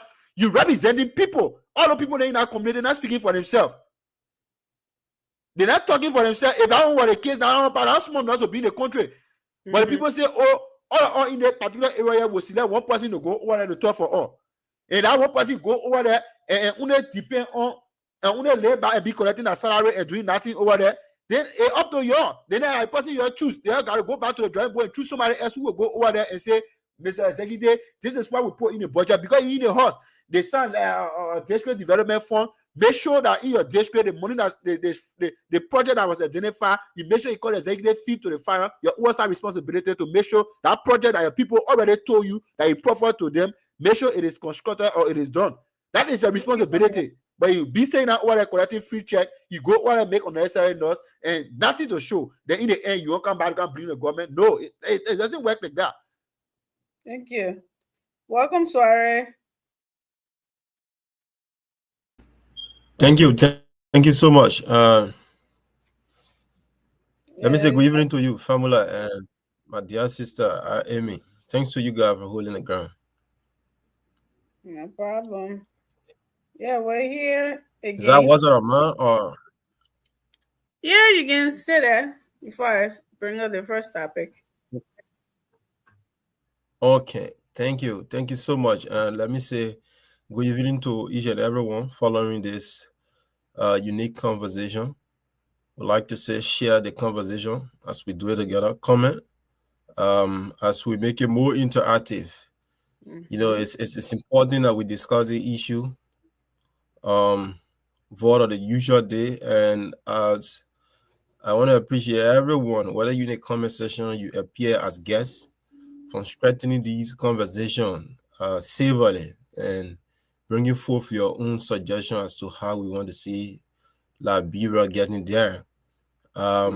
Quickly, I've been thinking on this. You know, we owe it to the people, and when we come here, we discuss issues of concern. We want to remind ourselves historically, we came on these platforms and say all of the nice things, good things that that we actually promise the Liberian people on some certain things. And I think as a government or supporter of the government, we have to remind ourselves of some of these things. Basically, we sat on the platform. Somebody will say we're in a campaign mode, but somebody think we said that we saw around Liberia was very cardinal to the change that we needed, right? So we talked about various cases around here. We strengthened the conversation around war crime code. We strengthened the conversation around asset recovery. We strengthened the conversation around issueless allegations of murder. People was brutally murdered on Broad Street. Where's the case of Marvin in it? You know what I mean? Most of it, when it comes to Mama, sometimes we want to remind the government of some of the things that we said. Not basically everything we said that is something that we should look into. But I think if we are together as a country, we have to be sincere to remind the government of some of the things that they actually said they are going to prosecute people for. We see a lot of guys passing all around the place here. The reason you see that is because most of you guys not behind bars, or most of you guys not going behind going through a process that will strangulate them from talking all around the place here. You heard? So when you put out an argument to say this government was corrupt, this government was like this, they will come to actually bring out a book and the right. That could be a balanced argument. Hello, how you guys getting me? I don't want somebody keep calling me. Okay. Yeah. Are you getting me? We can hear you now. Are you getting me? Somebody calling me. I don't know. Yeah, I think I gotta stop using the phone because people keep calling. So, like I was saying, we have to elevate the conversation and remind our government of prosecuting those that we allege that they were part of certain thing. If they are free, then the government, the Ministry of Justice, needs to be fast forward with some of these cases. I know it takes time. I know it's an investigation. I know it's a process, but at least let's see some light being thrown in these kind of in these in these sectors, or from those various things that we said during those campaigns. So I think government doing well will strengthen some of the conversation. You talk about electricity and energy war, the government is doing well. You talk about enhancing government in every aspect. I mean, when it comes to seeing government very being responsible, that is happening. But let's also talk about the issue of a job, because at the end of the day, like I said, we can build all of the skyscraper, all of the bridges. If the people are not getting what they have to get on a daily basis, then we go through something else. So I think that was on my mind. I needed to say that out to you. Thank you very much, Amy, for giving me the opportunity. Welcome, Mars. Let's go into Mr. Davis. Let's go into our first something today. I just talk about the job situation. I wanted to skip over it. As we all know, Mr. Senator DeLong, he's still pounding on this whole labor ministry thing. I don't think he believes what's going on there. And he wants to get to the bottom of it. And he's asking for an audit into the ministry. And I don't know what you guys think about this, but some people are, as usual, whenever they hear Dylan's name, they always trying to, beat on him. Oh, he's not serious. He can. And my thing is, if a guy is not serious, right? But he's talking about something that on everybody's mind, right? Something that is bothering everybody. And he's putting it out there, and you're telling me this guy is not serious. He's just doing it for. Somebody have to mute you, the noise behind you. He's just doing it for politics and something. I mean, I don't know about you, but I think if this is the kind of politics I would like to see all the time, talking about what's bothering the people, what and raising the concern, and that's something I know that Senator Dillon has always done, regardless of he's a human, right? He has a shortcoming. And people say, oh, he lied, he did it. I mean, Senator Dillon lying, yeah, he's a senator, yeah, maybe that would have a little something, but the lying Senator Dillon did, was it something that had impact on anybody? Was it the government's money that Senator Dillon was stealing or taking, and he lied about it, or he just lied about his own personal expenses? Which one of the lies, the one that I stole, they told you that these people stole from you, the black, investors for coming in, other one, and then we hailed them, we voted for them, and then somebody that just said that go buy that Kosu, the Kosu cost $20 the lot, you said I only $10 I pay for it. Now your money, now you're nothing. My people, you're telling me, we shouldn't the liar be mad at. So this is what we are with this. So I want to know what you guys think about Senator Dillon keep pushing the fight, and this is how he was the lone man with a domestic debt thing, because he saw it, he knew what was going on, and he was pushing for it, and nobody wanted to something, and that was the nickname in the Senate. Whenever he stood up to talk about domestic debt. And what happened today? What did we hear? Well, I mean, after the audit, Senator Dillon has been what? The reason why he was calling for the audit for the debt, we all seen it now. So today he's saying all people are suffering and need jobs, and he's saying that these jobs are being given to foreigners. And the Minister of Labor he said what he said, but it's something that I don't think he's satisfied with, and he's still trying to push. And he said that he calling for an audit. So let's start with you, Formula. What do you think about it all? What do you think Senator Dillon is doing here? If he's playing politics or going after the minister, why would he want to go after the labor minister? Let's hear you. Look, I listened to the erudite senator. You know, I admire Senator Dillon so much, and that's why I campaigned for him vigorously.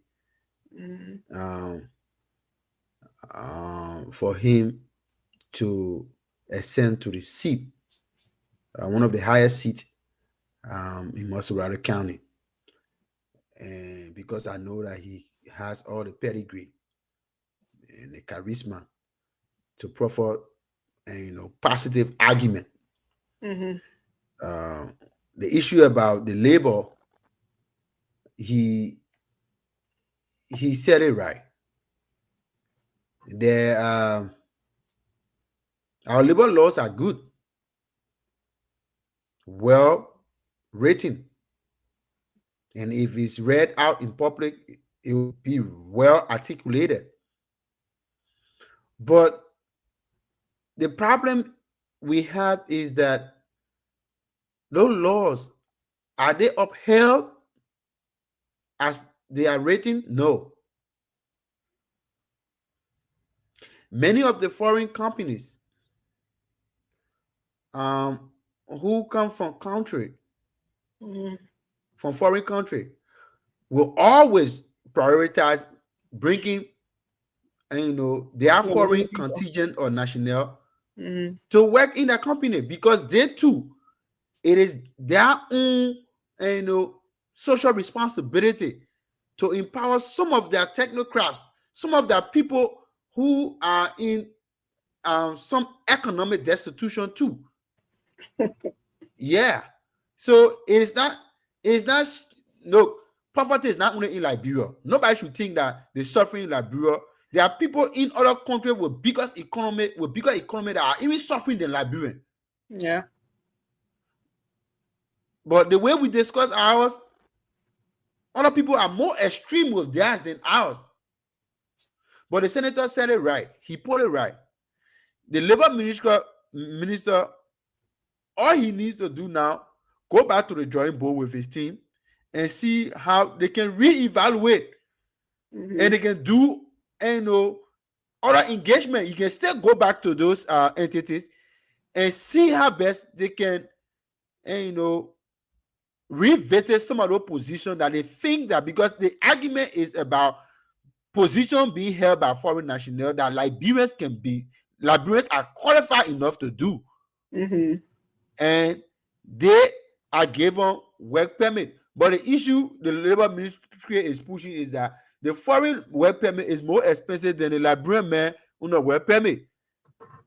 So the foreign man don't need work permit, do they? I don't think so. And I mean, the Liberian men will not require So work they permit. are more Yeah. concerned about the money they're getting from the work From the permit. work permit from the foreigner, The then a Liberian people, who will just go the work Liberians working. and and yeah. So we already know, but there's always room for adjustment. There's always room for negotiation, and and the minister will have to use his repertoire to go over there and use those basic skill to renegotiate and find a way to absorb some Liberian in there too, and in some position of that nature. At least if it can be like if the other guys work one shift, the Liberian work another shift, and create like a shift like something so that Liberians can have chance to work and get some income. Because this is the argument. The whole work permit, if the work permit was just issued to only Liberian, then again the nurse will come up again, because the labor ministry is supposed to generate, I think they're supposed to generate some income for internal something like that. But I don't know much about that, but I just want to say from what I listened to from the senator, the labor ministry should go back to the drawing board and see how best they can renegotiate. That's all I see inside. Sorry, what do you make of this order that Senator Dillon is calling for? And you think Senator Dillon is going over bold, like other people are saying, playing politics? And what do you say to that? No, I don't think so. They don't play politics yet.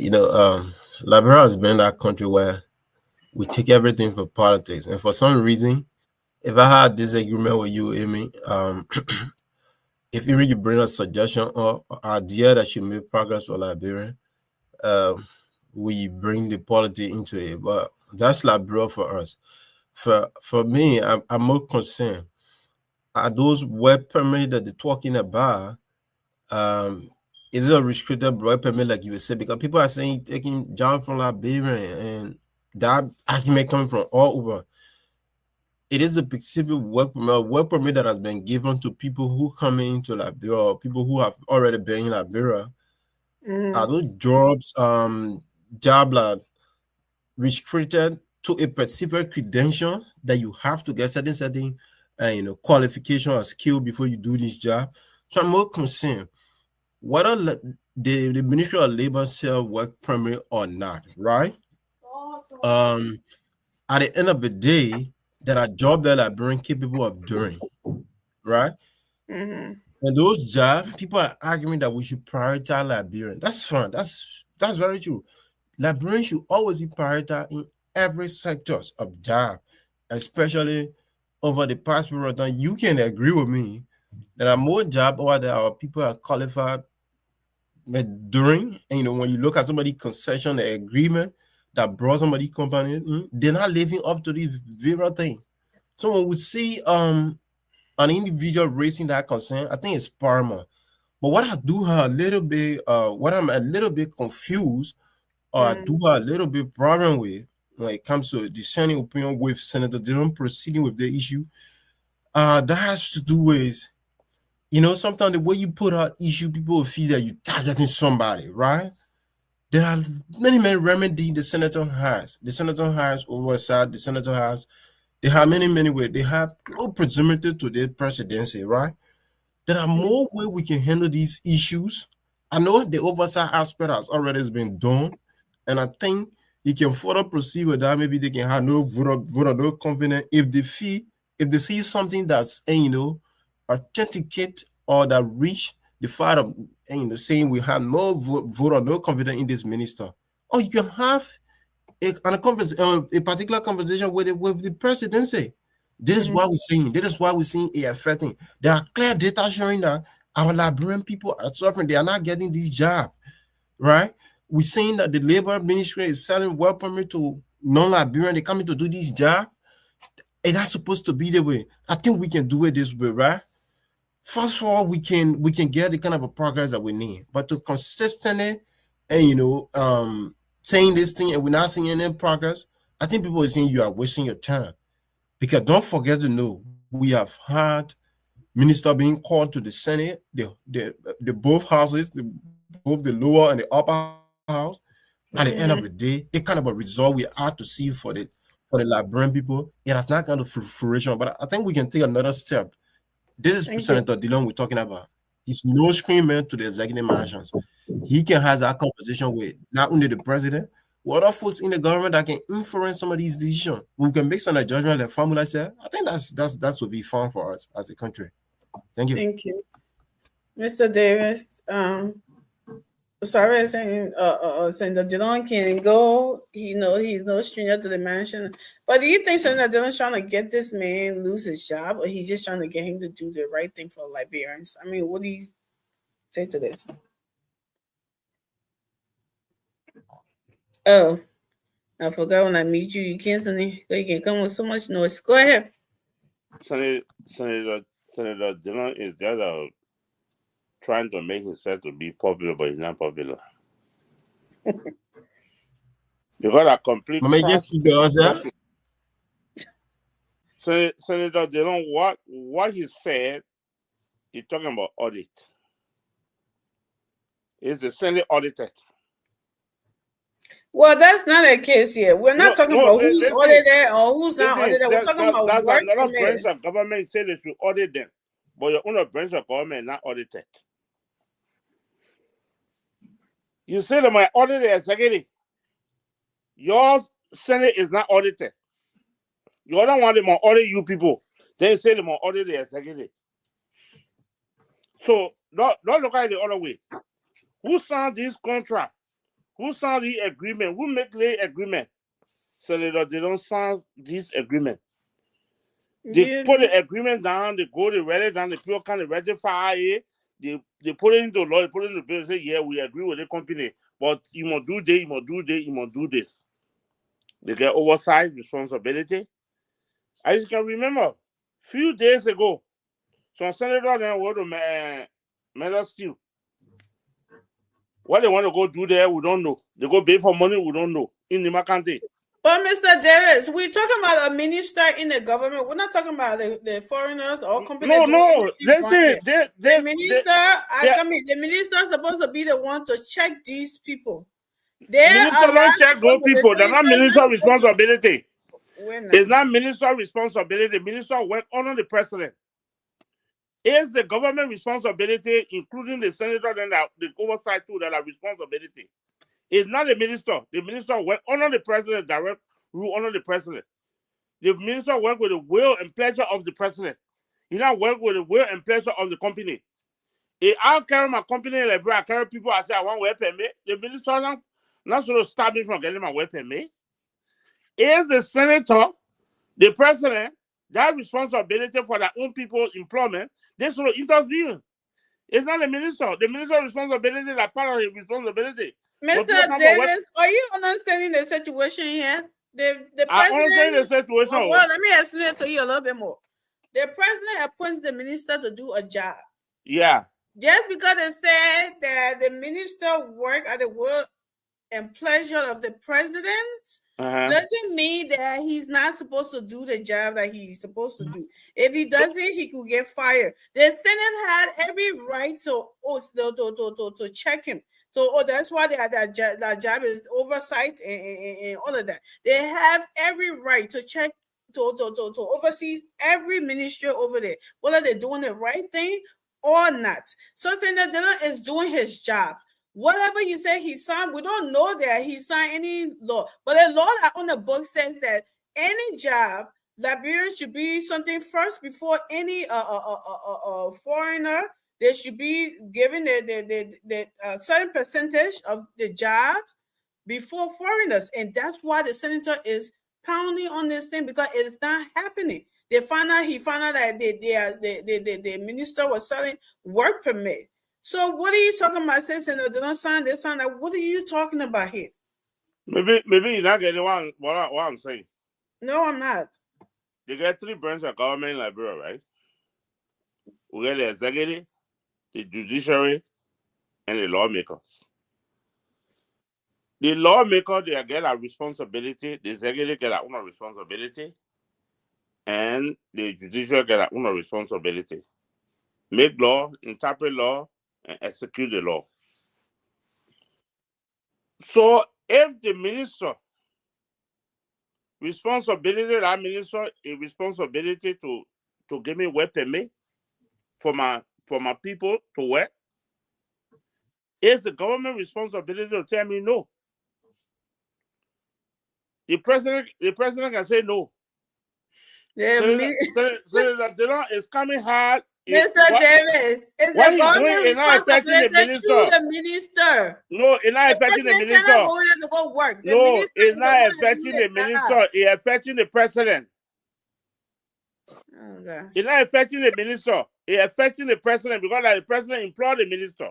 The minister is working under the president. The minister report to the president. The president is accepting the money from the minister. The money they're selling is going into the government cover. It's not going to the minister pocket. The government is using those money to pay people.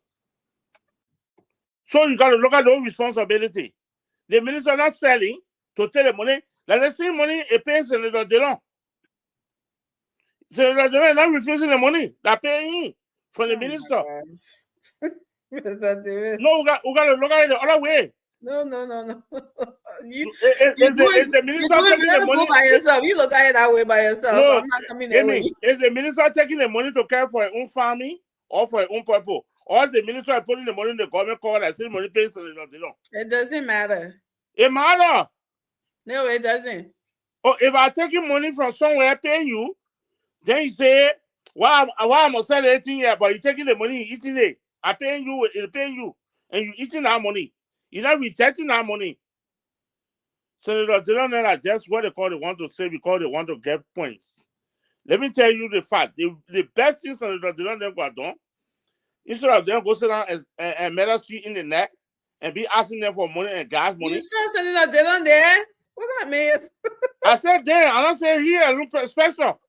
I mean me. They have, I think, over 5 or 7 of them they went to metal street, including Sir Joseph, all of them they went to metal street in the neck. Begging the people for gas money and some pardon. Sir Joseph went to go renew a contract. He can't talk hard on metal street because one metal street. The government is looking at it. The executive is looking at it. The people came to build hospital. They came to do the one. They're not doing it. Senator and they're happy, but they can go there in the net to go collect money. Thank you. What are they doing? Close the company down. You can employ our people, you're closed down. The executive can move and close it down. Thank What you, I'm saying by this is it's not a minister. The minister's responsibility is not to close company down. That's not a minister's responsibility. Thank you. Oh, thank you, guys. Just some little clarity for this show. Senator Dillon was never part of the, I know that 6 or 7 people that went to Nima. He had nothing to do with it. I don't even know if Senator Dillon was in the country. And minister I just put in context. I mean, I said Dillon went there. Yeah, well, the way he said it, maybe people don't think that he wasn't in because of it. So Senator Dillon's, Mr. David, Senator Dillon's calling the company, the minister, or telling the minister or wanting oversight, that is his job responsibility. It doesn't matter whether the money coming from there, Sunday, it doesn't matter. He still, if that money is not being got the right way, that is his responsibility to have that oversight, to make sure the minister does the right thing. So it's not instant Dillon private. That's not a mini. Well, nobody can tell us or know for fact that the money from the work permits the one that pays Senator Dillon or is not paying him. So and the president, just because the president gave him a job to do and he doing the wrong thing, doesn't mean that the president telling him that. So let's not mislead people here. That is the senator's job. What he doing is his job, discretion for him to do it. Come in, Mr. Morris. Let's hear you on there. Well, it's good to be here. Before actually coming on the Dillon issue, the labor issue, I want to chip on the whole charade that people run with. Nothing has changed. Look, when a man want to see, when a man, I come in. When a man say they want to see the sun, he said, "Let me take you outside." He take that man outside, and the man close the eye. No science can help such a man to see the sun. Don't even waste your time. You close your eyes and say you want to see the sun. Don't waste your time, because at the end of the day, you waste your own time. You waste the man's time because he's never going to see the sun. It's the same. Somebody said nothing has changed. Then you tell the man that LEC is stable. The man said nothing has changed. Red stable. The man said nothing has changed. Fuel stable. The man said nothing has changed. The country has gained its international image. The man still said nothing has changed. Why you want to waste your time with such a man? You know, you don't have to waste your time. Just move on. Because there are people, even when they say you die and you stay, boy, I'm here, the man say I still by my wall. But on the Dillon issue, right? Look, Dillon is being consistent, whether for the right reason or for the wrong reason. When you hold on something, he's very consistent. He's been behind the whole labor issue, something how people giving Liberian job, that people giving foreigner job that for Liberians and stuff like that. For me, I don't get the whole argument, because that's why sometimes I always say we need to look our laws, because mind you, Liberia is not an island. Liberia not stand by itself. It's a country.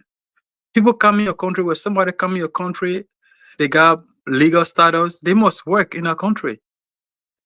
Yeah, we go anywhere. So I don't understand whether these people that are giving work permit, the foreigners they're giving work permit, do they have legal status in the country? If that's the case, you cannot deny them for not having work to get job. No. But Mauricio, if I can ask you, do you think that the way you're in America, if you were to come to America and you have like the Americans are not working, and then do you think they were going to take the job and give it to you while they are not working? Or because they had jobs here for everyone, they're doing it, that's why you getting a job? To answer that question, when you say Liberians are working, you say there are more Liberians who are not working. Yes, there are more Liberians who are not working. But that's what I'm saying. How many Liberians? Yeah, there are more who are unemployed than the ones who are employed. That's what I mean. I agree. They are Liberians, but equally so too, Amy. You have to look at the other point too. I'm not making the argument that Liberians should not get a job or Liberians should not take precedence over other people. But the point here is that you have to look at from the other point too. If somebody comes in your country, you give them permit to live in our country. You give them legal status to live in our country. How do you expect such a person to live in our country? They must work. That person got to get work. So the fact that you give that person, I hope you understand my argument. The fact they give that person, so we have to first look at the origin of how these people getting their work permit. And this is something that Dillon have never discussed. People have not discussed this. The only thing they maybe the first time you never heard it, and it was so the people came in your country, they pay, you give them legal status, right? Then you don't want them to get job. Is that the argument we're making here? The fact that the people come in your country, your government give them status, they pay money. The government give them status. They at the end of the day say, "Oh no, you can't get job because they job are for Liberians." That's not a fair argument. So we have to look at the whole labor team from a holistic point of view. Probably you might not understand my point I'm making, but the fact that somebody come in your country, they and their family, they pay to stay in your country, they got legal status or work permit, they pay for the work permit. They say they can't get job. So we have to look at it from different way. Now, what are the conditions? If you come in this country, you get legal status. These are the conditions. We have to lay those conditions. That's what I've always said. We need to look into our laws. We need to revisit our laws. Our laws are old. And I was sometimes all these things, you just make noise. Now at the end of the day, they can't go nowhere. Because you don't have the law does not back. Sometimes the law does not back your position. You know. But I'll give it back to you anyway. Thank you, Morris. So, like what I was trying to say is that there are the laws that says that when they're making these concession with these companies, like you are coming into this country, you're allowed to, you are mandated to hire less than 20,000 Liberians. Mm-hmm. And any job that you have, Liberians have to be something first before, if they can't do it, before you bring in outsiders. These company comes in and then they try to bypass the law and go outside to bring their own people. None of people are living in Liberia. Any foreigner that are living in Liberia, you know they have their own thing going on. They're not people that live in like, they're taking something. They bring those people in and try to go behind that concession that they signed, and that is the law there. And the labor minister knows he knows these laws, and he leaving it and selling the work permit. So these people, so those people that, so those people that they bring cost, I don't know, 3,000 now, 3,500. We should be no excuse. It's not even supposed to be that. It's not. I'm sorry. It's not even supposed to be like that. You're not even supposed to. The law doesn't even provide that you should make the work permit 3,000, 1,000. That's exploitation. You can't even do that. Well, we're not talking about the exploitation part of it. My question here is that the people that the part that he's supposed to, the laws that are there, that certain jobs are supposed to be given to Liberians. All Liberians are supposed to be prioritized for certain jobs, and he's not doing that and selling the work permits to these people for that jobs, while Liberians don't have jobs, is what the senator is fighting. So it's not anybody. Oh, people come, you get in or living something, you get in a permit to come your country, then you want it to work. No, that is not the something here. Amy, in 5 seconds, Amy, in 5 seconds, laws can be challenged. I agree with your point, and I agree with the senator, but laws can be challenged. But if the companies go outside and bring people, the first time when you bring these people, do the government give them permit, legal status to stay in the country? That's my question. If that is the case, then the government is the one that causes the problem. I end it already. Thank you, Morris. But I don't think the government should stop people from coming in the country. But go ahead. Exactly. That doesn't mean that our labor law should change for their citizens, though, to keep them unemployed. But welcome, Amani. How are you? Oh, I'm good. Thank you for the recognition, Emmy. Okay. So you want to chip in on this topic? I just come in. The topic about the Dillon statement, right? Yeah, we're talking about the Dillon statement. How some people bashing some people like Mr. Davis, saying that while Dillon eating his salary, the salary coming from the work permit, and that's what Dillon shouldn't talk and just that. But what do you say about that? That's a very point. I think I have a chat earlier today before coming on the show with a family pertaining the same topic, and Dillon was right. These are some of the functions of the lawmaker. These are things that the people voted the lawmaker for, which is 3 cardinal things: representation, oversight, and lawmaking. So these are some of Dillon oversight responsibility to see how best you can provide jobs for your people, because these companies are making millions of dollars, and they get a lot of Liberians who are qualified, a lot of qualified Liberians, but they're bringing people from different countries. For example, like Asina Mitchell, B. Martin, they take people from Turkey and stuff like that. And like Dillon said, all of Liberians are crying for making that cry. They have competent Liberian people graduating every day, people going outside China, India, different country, getting that technical skill, that technical know-how, that degree, that education.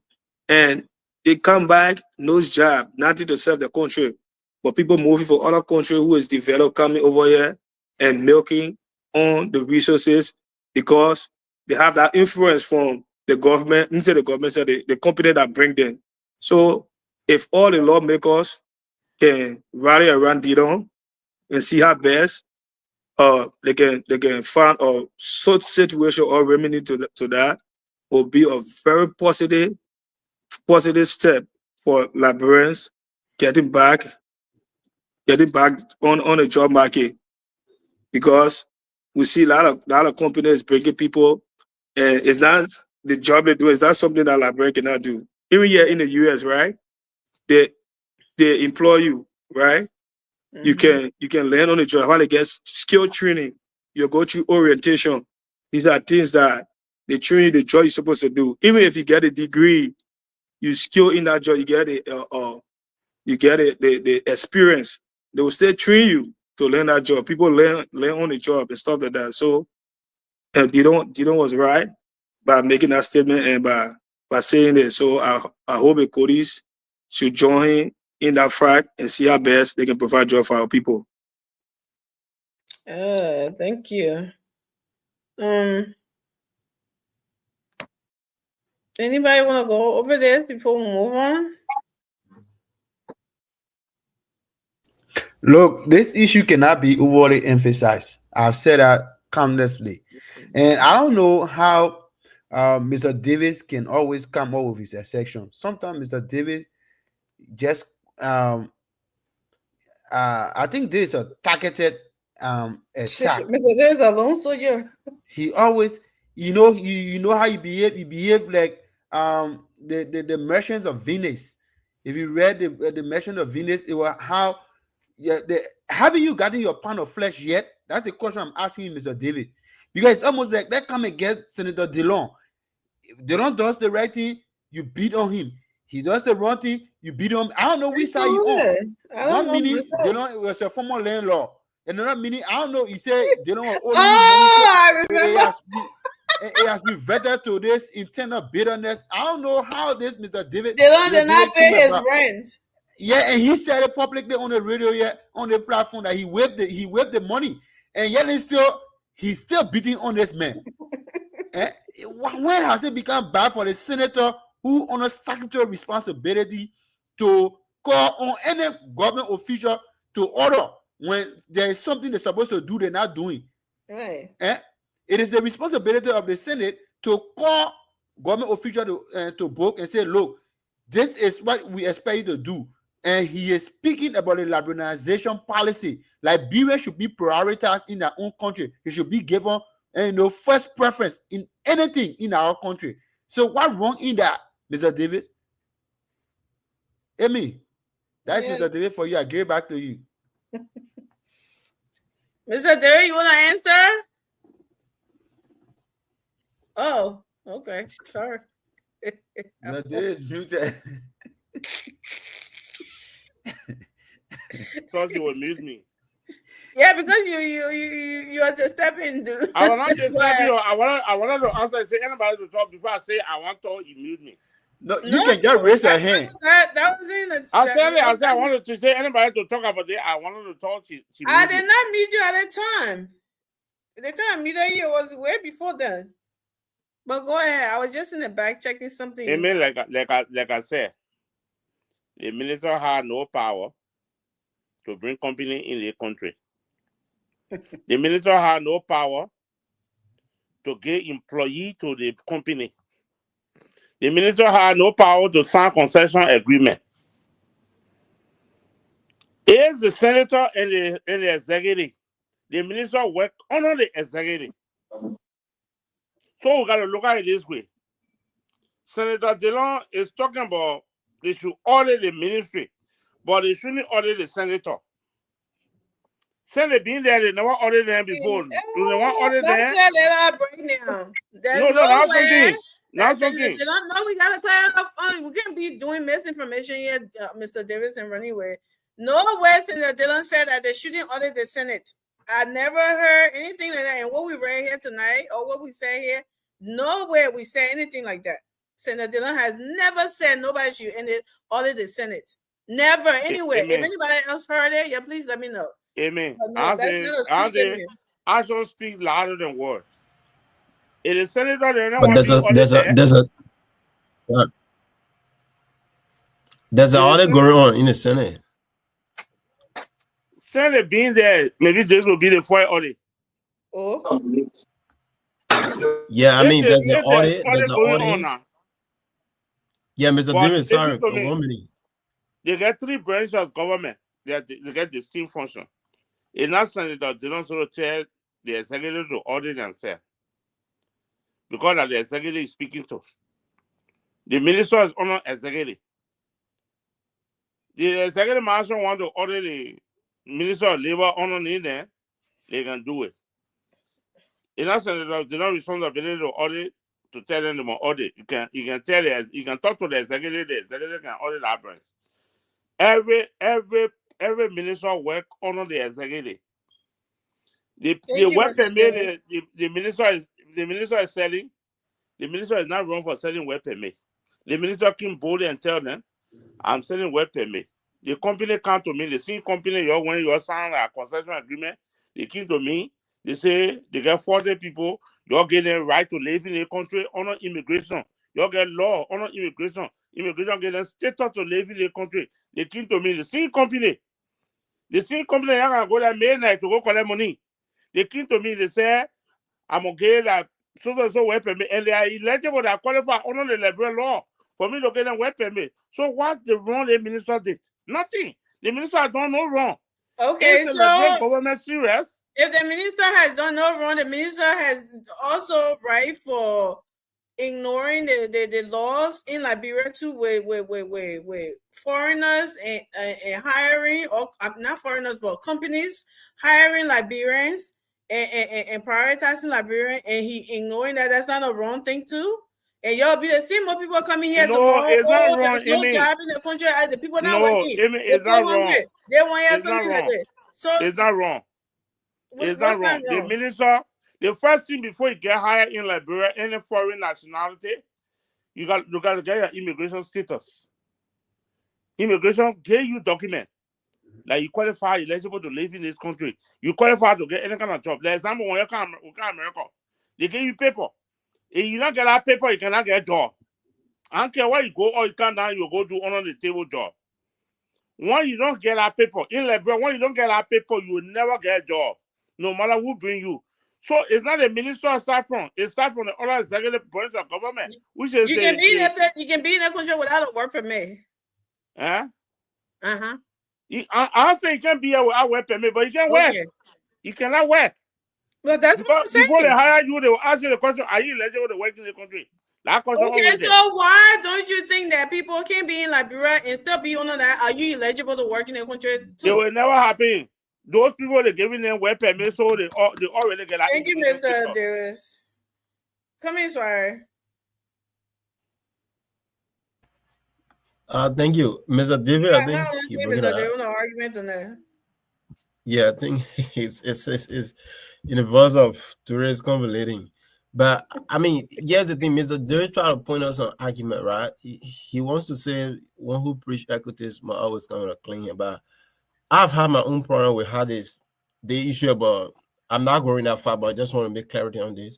The issue about system being audited, right? Because we heard the Senate talking about the current audit. They first they want to tackle the systematic audit where they will get to the other aspect of auditing them. But I think when you try to bring argument to argument, then you will not see the importance of what Senator Dillon is saying, right? Senator Dillon argument is not work permit should not be so out there to other non-Liberian, right? But you have to look at when Senator Dillon, because I saw the communication, I saw the read out about the audit issue. It's important to know who are those carrying this particular work permit issue. Let's know what are the data. Yeah, some of them can be visitors and they overstay. Yeah, because there are requirements, right? There are requirements for when you read the law, what the law say, and all the business thing. How can you get it? There are requirements as to how you should obtain that particular work permit. That's Senator Dillon's argument to show transparency and accountability about something. And I think that's a part of his responsibility. So, you know, when I go out there and take the minister and lay in and be a boy, oh my man, what are you doing with that? No, that's part of his responsibility, and that's what he's doing, right? So when I read another communication that the Minister of Finance, Minister Gaffron, indicated that this work permit issue is there to strengthen and gain revenue. And basically, I did not see in duty how those revenue going to be imparted into the life of Liberian. And that's another argument for one thing. But for the fact that it's strengthening, gaining revenue, I see that's paramount. We all are sat on these platforms and talk about we need to do things our own. We need to do things that will bring money to our country. and we're not, encouraging some of these conversations. It might be Yeah, something you have we your get own. it though, sorry, but in doing that, how is it impacting the lives of the people? Because even if you're getting right, generating all these revenues, Yeah. $3,000 for work permit. Yeah. To what extent? What? Senator driving $45,000 car in every 3 years and getting what? A gas slip and here and there. Yeah. And what does that do for the common Liberians who are not having jobs right now? How is that impacting their lives? So why is it that you can give them the jobs as the law, demands that certain group of people, number of Liberians should get the job, and then certain number of these foreigners get it? Why aren't they doing that for them to be able to fend for themselves? If this is not you generating money, it's not having any impact on their lives. What good is it to them? So like you said, the argument come from all over. We gotta sensitize these arguments, and at the end of the day, we'll always end with the Liberian people, because it is all about them. It is not about one government gaining revenue. We're not seeing the practical aspect of it, right? So, I mean, it's a good thing to say, okay, we're gaining this revenue, but what up the common Liberian out there, the mom, mama up there in Grand Cape Mount, Lofa County, Bon County, what is the infatuating aspect of it on their life? That's the argument. You could bring all these farm policies and paint it all, say in a good way, but we want to see the impact on our people's life. And I think we should always go for that in this argument. And I'm looking at Senator Dilla as individual. So, I mean, it's a good thing the senator has already proceeding with. Yeah. Thank you. Manny, you want to come in? You're muted. Oh, yeah, sorry.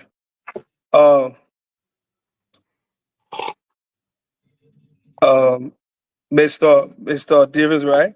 Yeah. Mr. Davis, struck some brilliant points. Some brilliant points here.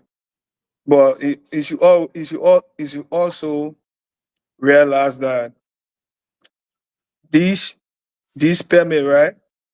Yeah. This permit and this company that have this permit, we have people who work there in these companies, and they have seen these things happen, and they are complaining,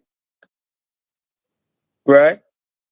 We have friends who work in these companies that have seen lot of the people who they work with, they are taking them from outside or other countries, which is something that is done bad, but you should balance it. You should balance the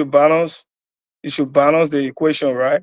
Because the decent work out of 2015 says that this job shouldn't be placed like specified for Liberians or something like that. And Liberia is signatory to the international international organization, something like ILO, Liberia is signatory to it, which is other nationals from other countries who are part of that organization or can work in members' country, right? But what we're saying here, Mr. Davis, what we're saying here, this job, right, have more foreigners working, more foreign companies give the permit to most people from outside than providing providing the job to Liberians. And these are jobs that Liberian can do. These are jobs that Liberian can do.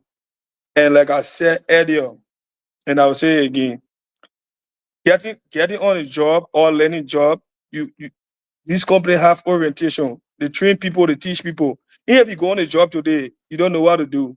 As you do that job gradually, as you do that job today, tomorrow, every day, you get acquainted to the job and you will know the job to the best of your ability. So we are not saying that these institution or entity cannot bring people from outside. But what we are saying, they should focus too on the Liberians, and they should employ more Liberians than bringing more people from outside, because they got Liberians who are qualified and that can do the job. That's what we're saying. Thank you. Yeah, so they're not, but most of these people, as the senator was saying, they are not living in Liberia. They're bringing them in for the purpose of doing working. So how can you take people from outside to come work when you have all these people in the country who don't have jobs? So of course, there's not like somebody living there and they say, oh, because you're a foreigner, you're living here, so you shouldn't. No, that's not the case. These people are actually bringing their own people. Like, okay, let's say for example, an Indian man comes in, right? He hustle. He won't pull somebody from India too and bring them something. What part he's supposed to be hiring Liberians, but he going getting them from India to bring them just for the sole purpose of working. How is that fair to them? Not somebody that living in Liberia, not something. And we talking about, and then Mr. Darius also said that the minister had no power to bring people. Absolutely, he doesn't. But guess what? He's the minister. He controls that area. The work permission, and no one else is going there to do his job. He's the one doing the job. He's the one signing the work permits. He's the one giving the order to do so. The president is not doing that. The president gave him a job to do. He should know what to do there. The president not telling you, say, okay, give 50,000 work permits. I'll do the one year. No, that's why he's taking the heat for it. So just because the president hire you, Mr. Davis, it doesn't mean you're not allowed to do your job. If that was the case, then the president would not be firing anybody because he would just be calling, oh, do this today, okay? Make sure you do this today, all right? You'll be micromanaging everybody. And that's not the case. That's not what we were talking about. So let's move on to the next thing. So today, another, Liberian thing too. the Minister of Education, have been on I don't know, that's the ministry, all schools have been on fire about high and tuition fees and all of that, and people are been wondering what are they doing, how are they coming up with these fees and stuff like that. So I'm trying to get this thing. Then I put my glasses. Let me see if I can find it here. So they join so the House, let me read this. Bear with me. So they joined the House Joint Committee on Education Rules. President Baka is 80 years. He can read without glasses. Well, kudos to him. President Baka he's not saying even was it computer light all day. You never have cell phone. So yeah, the Joint House held a meeting, held a public hearing on education system medium IDA credits for Liberia Excel project. Oh no, this is not it. This is another one. But let's talk about this anyways. This is not what I wanted to talk about, but the House of Representatives Joint Committee on Education and Public Administration, Judicial, Banking, and Finance, and Ways, Means, and Finance on today's October 22nd, held a public hearing with the Ministry of Education and key stakeholders on the purpose of ratification of a U.S. $60 million International Development Association IDA credit to fund the Liberia Excellence in Learning Excel projects. Opening the hearing, Honorable Young Flomo, chair of committee, said the session was convened so critically examine the loan agreement in keeping with the legislative constitutional oversight responsibility and something. Well, this is not what I wanted us to talk about, but since it came up, let's just talk about that. So, the ESSER program, I think we talked about this here before, right? Formula.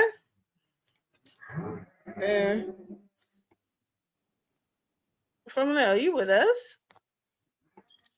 Yeah, so today the house had an oversight, I think, on the loan, the procurement of this money, and like I read. So let's talk about it, guys.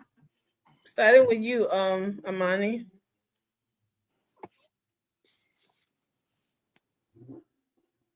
You're muted.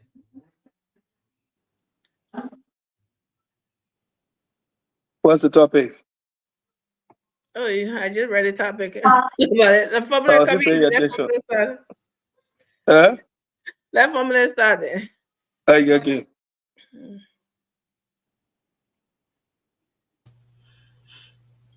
Amen. I was trying to send you a video while you were trying to send you a video, but it gave me problem. You know what? Topic.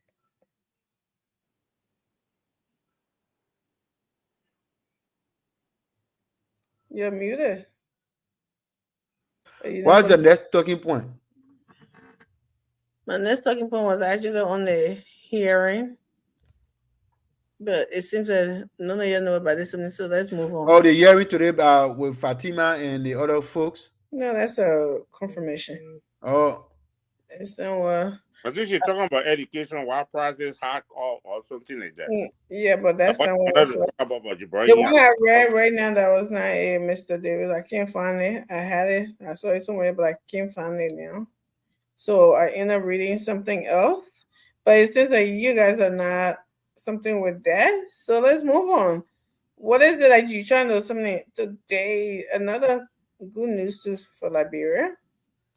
Why every time I bang these things in my account, they show they can disappear? You have to rename them. Yeah, I'll be looking for that. Save your bookmark it. Mm-hmm.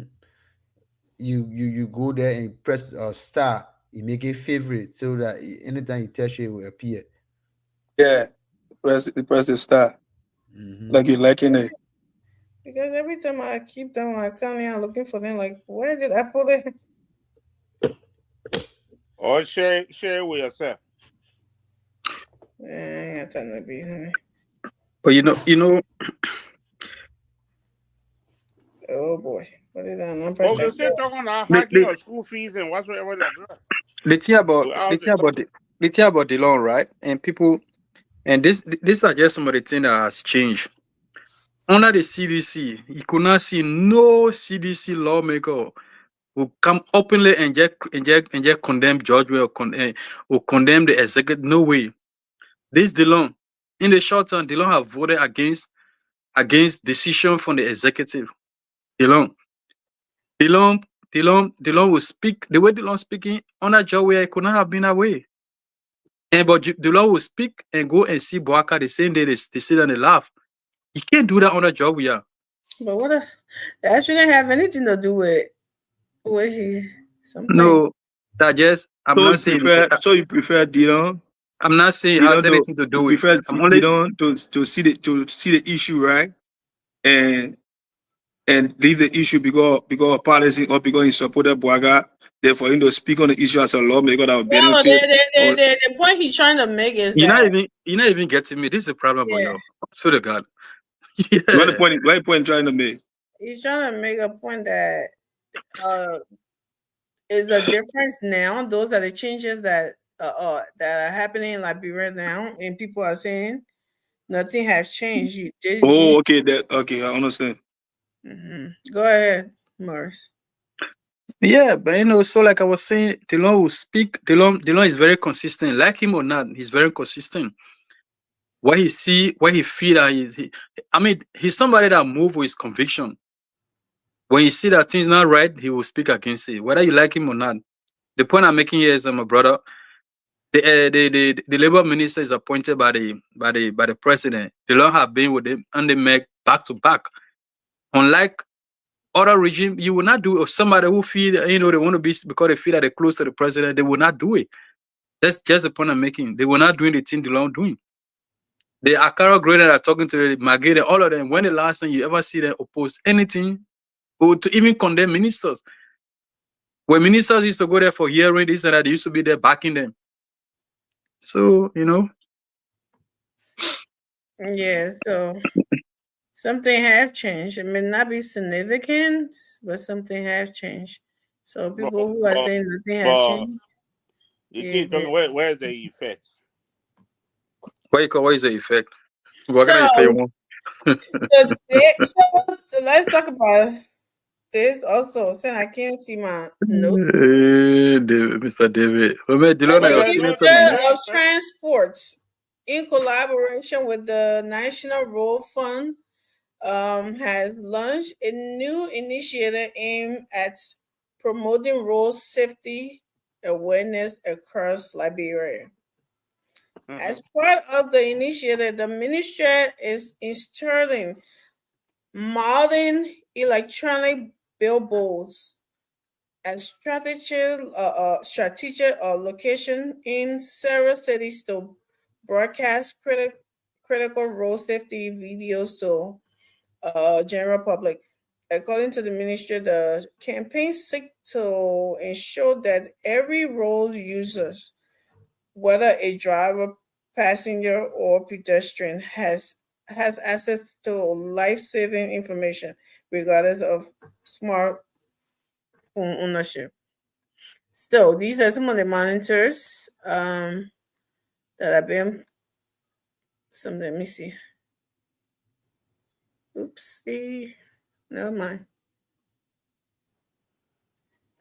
Let's see if I can make this. Can y'all see it? Bigger?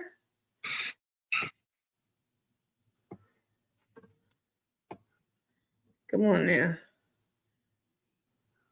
I mean, like, you tired now. You tired. You see them. So these, I'm showing it.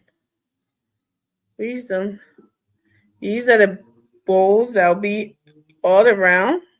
So nothing has changed. Coming back to this, guys, I thought this story was something because road safety is something that we have problem with in Liberia.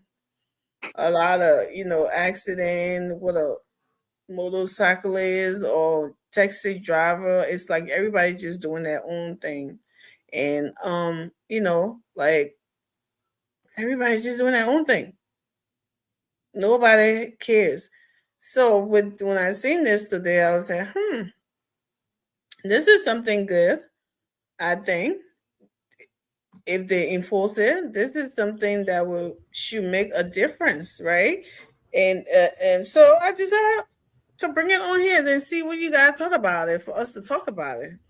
Look, Amy, in the age of globalization, these things are just minor things, These are minor things.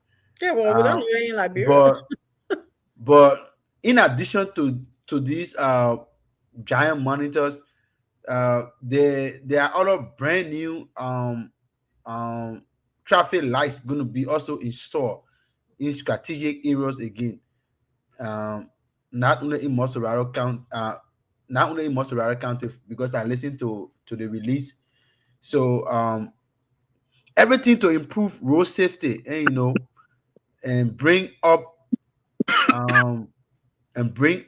the beauty of the city. These are all things that is already into play. So we give it out to the government, and the Liberian people will just have to make sure that they are making maximum use of it, and nobody should come and say, "Oh, I'm not told, or I've not been told what is on there." So these are visual images that even if you can't read, you'll be able to comprehend the graphic that is on there. And if you still do not understand it, you can still ask somebody working back to explain it to you. So everything part of it. And if you listen to EFBC, is on there, they announcing it every day. So in all vernacular and everything, so you should be okay. So these are not things that you should go be resting your knee on it. It's not something that go be laying back on it, be taking picture. These are not things that go hang around, because that's exactly what we do. Anything that is for the public is for nobody. So people want to spoil it, and want to do all kind of things around it. Imagine, Amy, you'll be surprised to know that the poles that are used on the street light, along the Caldwell Road, when the Chinese build that road, they put these solar lights on opposite side of the road, going all the way up. You will not even believe that people were brave to remove some of the solar plates that are on those lights. In addition to that, those poles, they screw those things on, those poles on the ground. People, when they school, most of them, they took them up. Where exactly have we gone wrong? Thank you. Where exactly have we gone wrong? Go ahead. Maybe we did something we did something to our creator that he decided to punish us. So he said you got that make people who are just, I don't know. Go ahead, Mr. Davis. Okay. The stuff you just show to me is just for nothing. Okay. That's what I would say. It's for nothing. I don't know why I give you hard time for. Before you came to America, when you enter America, before the people give you car wheel to drive, what did they tell you to do? What? She can't remember. No, she can remember. What did she do first? She can't remember. When you came to America, before you get car wheel, what did you do first? She can't remember. You have to go for a learner's permit. Okay. There's no permit. 98% of the people are driving the driver lesson. You can be late now, they give you driver lesson. You don't even know how to drive. So this is how weak the system it is. So the first thing, attack those systems first before you bring you monitor or whatsoever. Attack those systems, the common system. All the model are beginning and applying the free.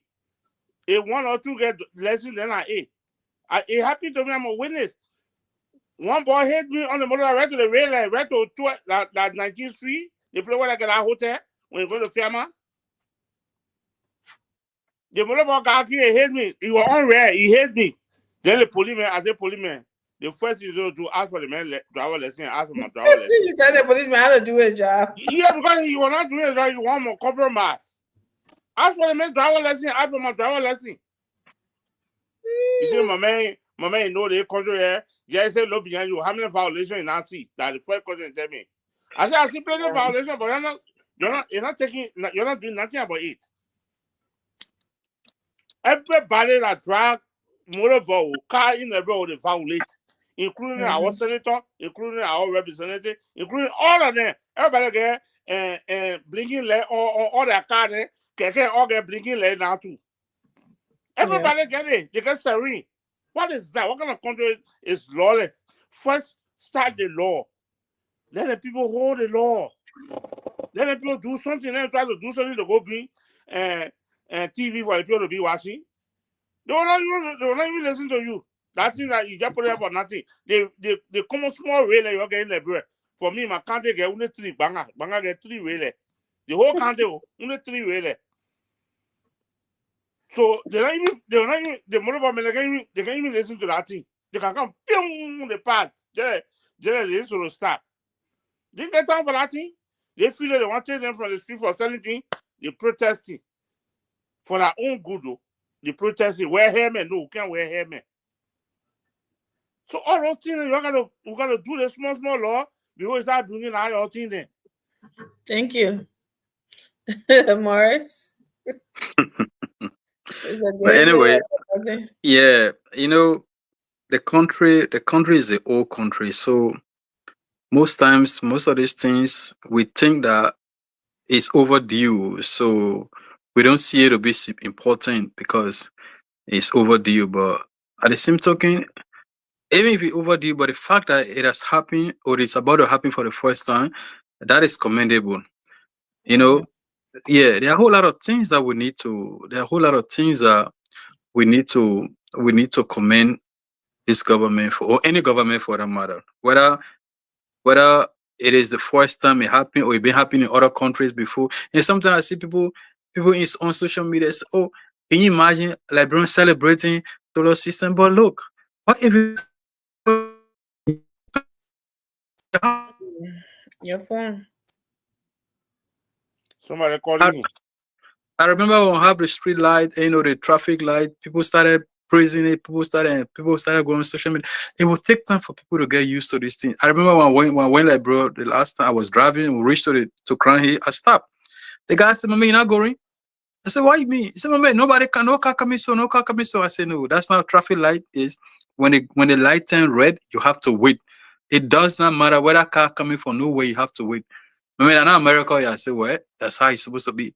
So it will take time, Look, right now, I tell you, the post and telecommunication, what they're doing now, they're trying to map houses so that we can have our houses, we can have, a systematic and coherent mailing system where our houses can be on Google, where you can mail. Yeah, they already started the process, even though people say nothing has changed. They have started the process mapping houses so that you can just stand here and put Google, you put number this and that, you see it, you can send your mail right there, they can receive mail. Even though other cities, these things are there, but this is the first time. The fact that the government even take that initiative to do it, which is commendable. Regarding the road safety, it's a good thing. It will happen.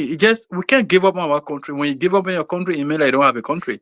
That everything will not happen. This will not happen. This will not happen. No, something must happen. You have to start from somewhere. And I didn't even know today something big happened in the country today. Why would they even talk about it? They Lipa stop. I don't know. You heard about it, right? It was launched. Yeah, maybe another time but it's a good thing where employees then will be taking stuff through their salary, be paying Yeah, I meant to talk about that too, but I couldn't see it. I couldn't. That was the thing I was looking for as well, but I couldn't see it. So, LPA. Yeah, right. LPA. So there are a lot of things happening. It will take time, but as a country, you can't give up on your country. And this is the thing. This is the starting, right? I heard the screaming guy. That's not the first thing happened. The liberty happened. You won't condemn everything. When the last thing happened? See, Tobote, way Tobote.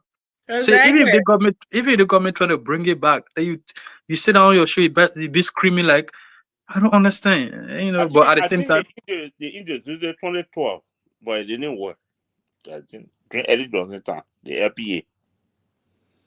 Well, people are not paying back. No, because now the LPA, the way it's going to work, this is how it's going to work. If you take my goods, your salary coming straight to my store, you can't take your change. Oh, okay. That's like how it's going to work. Pay their loan. Yeah, but it was not like that. It was not nothing like that before where you gotta go credit. They were just talking about this. It has actually been in the making, but for it to come to this point where you have to enroll in a system, by the time you enroll in a system, you already qualify. As long as the employee qualify to take something for 6 months, they take it from your salary, small. It's the first time, for a very, very, very, very long time. I mean, the country is moving. If who has a problem with that? No, I don't think people have a problem with that. I'm talking about the screaming. I'm talking about the screaming. I'm talking about the screaming guy. The guy who always see them scream. I will not condemn it. I can't condemn such a thing, but when Sam Jackson condemn it, Buck or Sedition condemn it. But I said even on different platform. CDC don't want anything good kind. The opposition they don't want anything good kind of black government. But my condition about the safety issue, don't tackle driver lesson. They pay me. How you gonna get pay me? Let the people learn how to read. The people driver lesson no. Why are you changing the topic from what we're talking about? That's the same thing we're talking about. Safety driver lesson. Normal day. I was small and had my driver lesson in that yellow book. The to get yellow book for safety. You went for driver test? I went for driving test. I went for driver test on Crown Hill. What talking about? They talk about driver test, but now they ain't doing nothing like that. You guys have yellow book? Eh? You guys have yellow book? Yeah, we had yellow book. You used to call it chauffeur. Whoa. It had a law, the federal law inside, all the law, all the permit that thing can go learn in America. Yeah, all inside that thing in that book. So why does it sound like a French name? Chauffeur means driver in French. That one on the name of French in like the name French where you had chauffeur, the yellow one was chauffeur, the blue one was something. Then they had a truck driver, different brown or something. Mr. Davis, what year are we talking here? All the way through the war. Like when we said they start bringing like Adika. That's when Ellen Johnson then start bringing Adika. all the way to Judy Branton, we had that normal day driver lesson. Wow. But after the war, nobody was going for permit again. Nobody was going for driving test again. Nothing. Everybody can sit down with a driver lesson. So nobody care about that. Nobody care about that. So whether you can drive, Yeah, you bro. can't drive, you can get driver lesson. Yeah, I also have a problem with what Mr. David is saying, which is a good thing too. They need to pay attention because what he's saying is very much true. People just get up and jump on bikes or in cars and just start moving, and that's why I think Kill a lot of people. we're having a lot of accident in our country and people dying or something like that. So yeah, that's something that the transport ministry need to pay attention to as well. But that doesn't mean they can't pay attention to this one too. The road safety issue is another good initiative that they need to you know, annotate. But yeah, driver's license, that's a big deal. They need to pay attention to it because people don't know how to drive in our country. That's all I'm saying. So I think we should Yeah, I think we're good. go ahead and do our closing and something. Our driving coming at hot formula was just blasting us here, the board. Oh, Talk. that's Talk about why each and everything. Well, let's hear that, Amani. Let's hear what he said about this too. I'll sit there and supinely and listen to you guys. And So where you left the show to and listen to us? no, definitely you put me in backstage, so that's why I was just Yeah, if they because they watching. black screen, it doesn't matter. It's something look good. I was watching. I know, the show last sorry. night. It was horrible. It's not Sorry. that you don't be something. But go ahead. Yeah, the road safety is very paramount, and it's good for our country, and it's good for traffic accident to avoid traffic accident, and Mm-hmm. it's good for the pedestrian, the cyclist, and driver, right? Mm-hmm. But I hear how to call it, Famula and Mr. Davis saying that Liberians cannot follow law, and I'm in agreement with that Morris, right? Our country now, where we are, and we in the diaspora, and we over here, and we see stuff. We see how stuff go over here, how people do things in the diaspora, and how people do things in the Western world. These are things we can serve as like a messenger, and let's say messengers for our people, to consult our people. Like you talk to somebody back on Facebook, or you can even go on this platform to see how best we can consult our people. That was a good idea by the government to put these samples up, right? These samples will get of discretion, debating of stuff like, for example, how to go on the road, what to do while you're on the road. These are stuff that want to put these samples up there, and we see it over here. They have similar thing here. So the thing about stuff in Liberia is all about the implementation. Right. We get a lot of these things there. For the people, for us to implement it as government, and as people, for all to obey, or to go back, stuff like that, to obey laws and other action that is put forward by the government is very high. Mm-hmm. So these get, for example, over here you get what, before you get in the car you wear seatbelt, right? Over there people don't wear seatbelt. People be driving without seatbelt and be doing live and other stuff. Over here, you driving with us, but sometimes you don't laugh. It will reflect the light, especially if your account, right? Your account is something like it's multitask or something. They will reflect you because you're not supposed to be driving and doing other stuff, playing with your phone.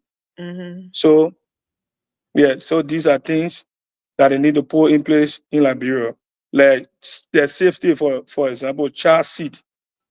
You get a seat, you get a car, you put a child in the seat, but The boy can be child on a can just bike with a child, holding the child on the motorbike. I think it hurt my stomach when I see it. yeah, holding the child on a motorbike is not even safe. Child shouldn't ride motorbike, or kids shouldn't get on a motorbike. Oh, It's the not even baby safe. should be You on the cannot see it mom's over here. back while she sits on the back. Oh, God forbid, what if that lapa come loose? Like when I see stuff like that, my whole heart, and I know. you just sit there and just be imagining and be like, I don't want to look at this. I don't even want to look at it. Like, And drinking, driving. Policemen will see you drunk, and people will give him money. Then you allow you to drive a car. They'll put your life at risk and put other people's life at risk. These are common things. We as citizens, our people need to see how best we can start doing things better, because we are the family said the war is growing, and we are way back. You know, need to start doing things to see how best we can move forward, or we can do things the right way.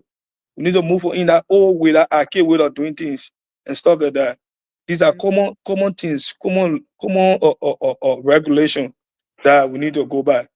That people keep doing it or carrying it back over and over. You see, the government come up with a very important law that motorcyclists cannot drive on a main road, and people know the politicize that, right? But that was a good move, because it reduced the accident on the road. Because when we were riding on the main road, jumping or even the cars, jumping in from people, there are a lot of casualty and accidents. But now it reduced it a little bit. At least they can ride in the community and feed the roads, and the accident reduced. That was a good step by the government.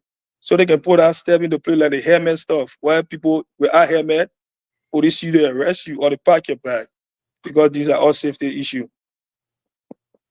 Yeah, thank you.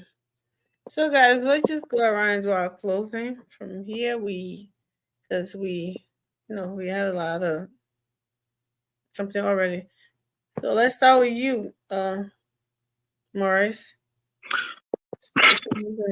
Yeah, I mean, Brother David, a citizen most rather, so let him be on his senator. Dylan are the main senator. You only let it be. Well, I mean, it was a good show. We'll always come here. Sometimes we may not agree with one another, and sometimes we all will come. We just, agree with just everything. It's all part of it's all part of the, it's all part of the game. But I think we're all here for the good of the country, because you come here, sit for 1 hour, 2 hours. Some of just leave from work straight will come, sit here, just for the love of the country. Other That's than that, love for country right there. yeah, there are people who tell us, man, many days people say, man, some of you all right, you're still thinking about Liberia.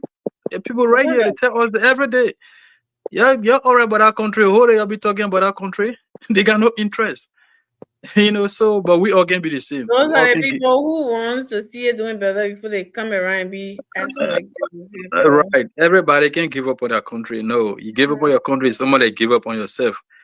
But it's a good thing. We always come here to talk. We pray for the country. The country is down. So anything we see today, we see that it not happened before. So that the first time, can you imagine Liberian celebrating light? But why is that the first time for Liberia to get light? What you expect people to do? They have to celebrate it. Yeah, people say nothing has changed. Like I said, I don't engage. There are just certain things. Don't waste your time. Somebody say they won't see the light and they close their eye. How you expect them to see that light? Don't waste your time with that kind of person. The difference here with us, just to close up, we are beating on this government to say you got to do more. You have to do more. At the same time, we commend them for the little that they are doing, but at the same time, we commend them for what they are doing. See what Dylan doing. Dylan can go and say all the things. He go and say that with Bouaka, and Bouaka is the smart, they laugh. That's why they come with your government. But it was a good one. We hope to be here tomorrow or any other day. Thank you, guys. Thank you, Mr. Davis. Yes, I don't like to sugarcoat anything. When it is wrong, it is wrong. Senator Dillon, all the senators, all the representatives, all the government officials, I would like to say, if they want to change in the bread, then they start with themselves. Then they start running for the 5,000 laka for 3 years.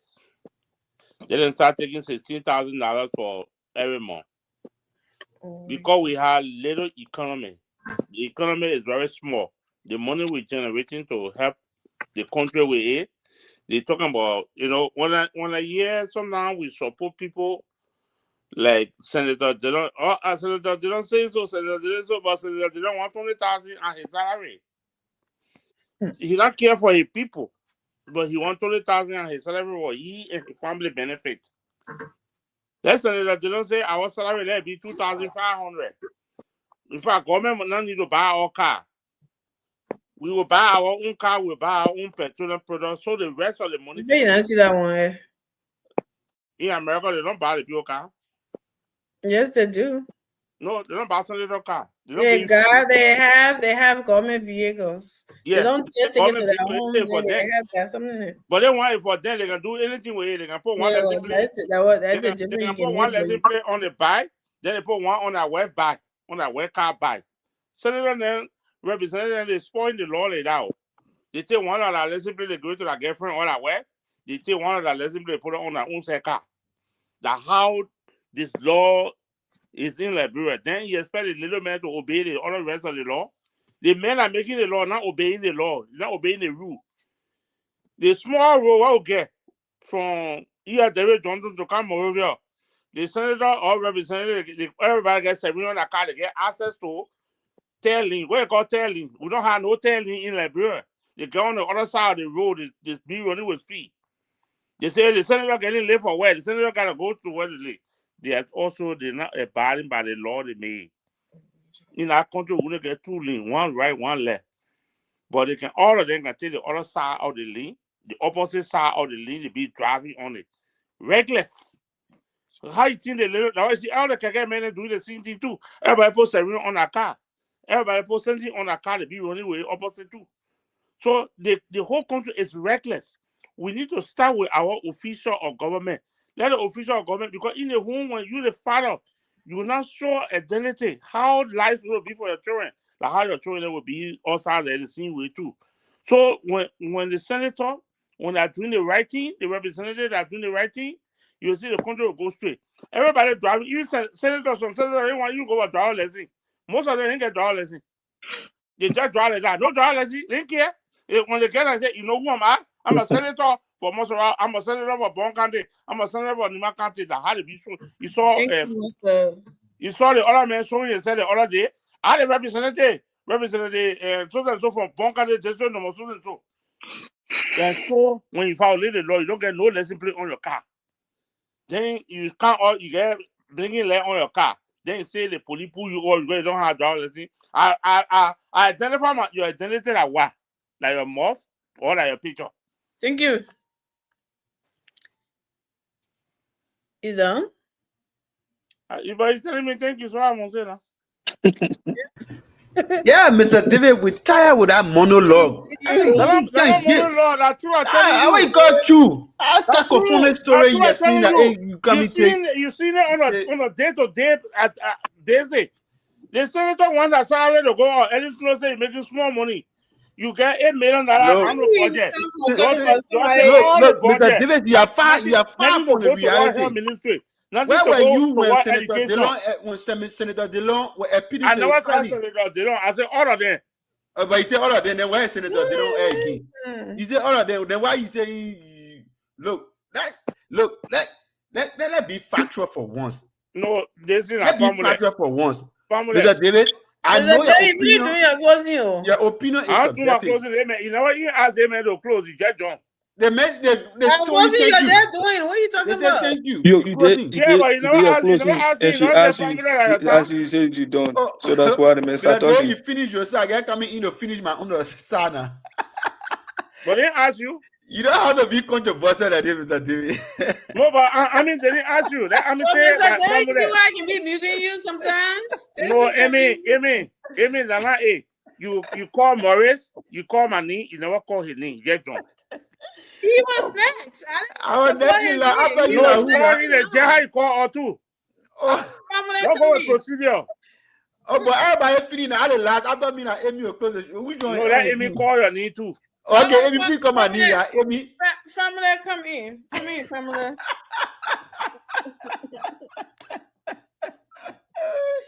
Oh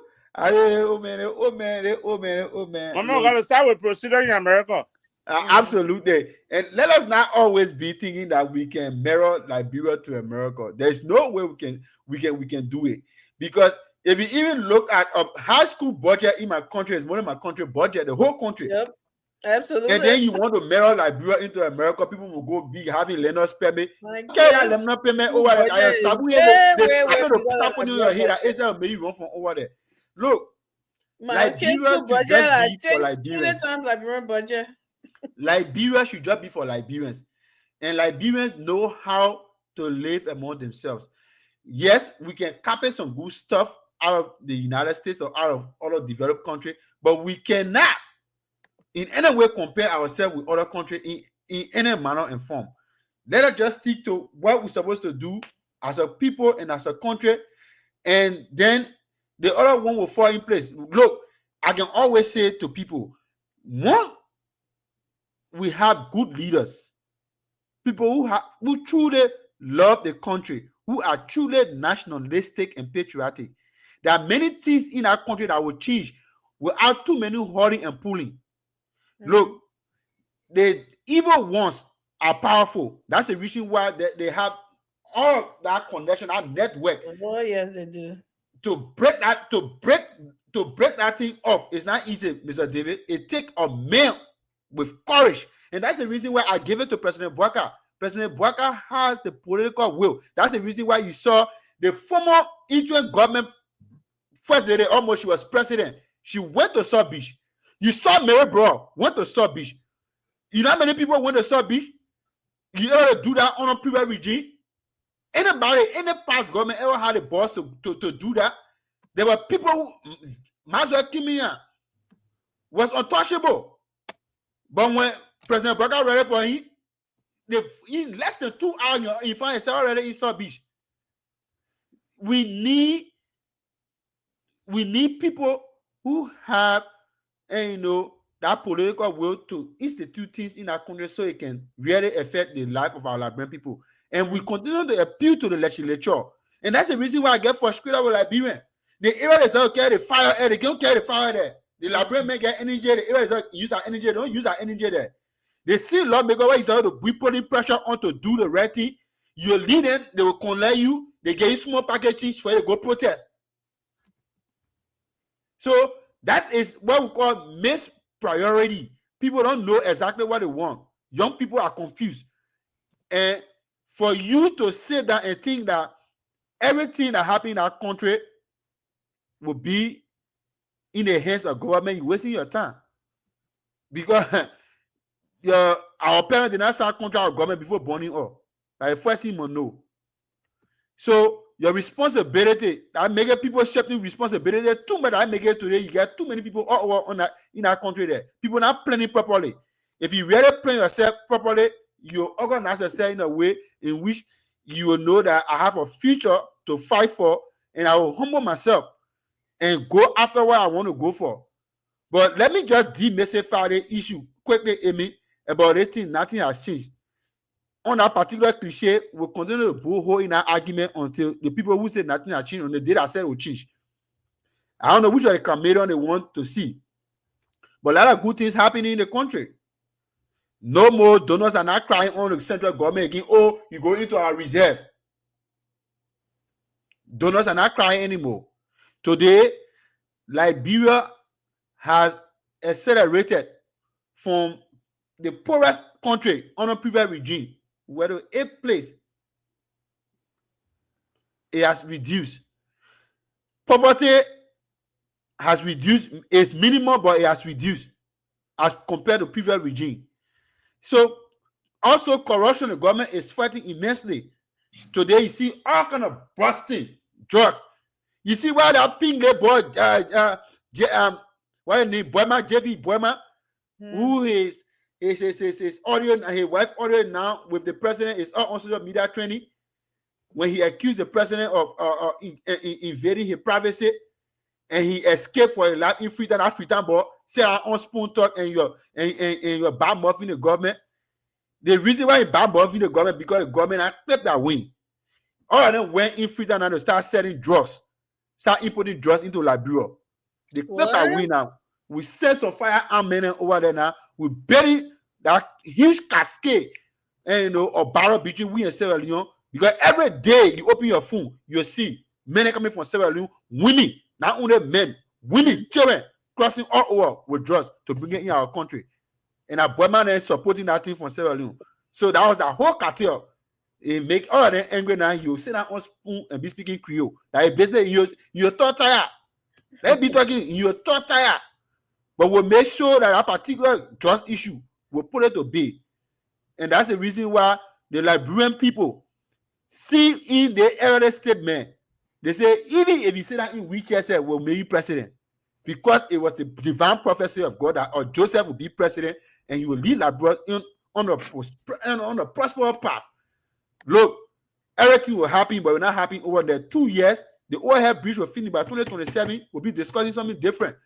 The yellow machine will be in the country, and all the good things will be happening. And I don't know what Mr. David will say next now. Mr. David, your team will go loud. Say that's a lie. And you say, oh, all when that happening, that AI.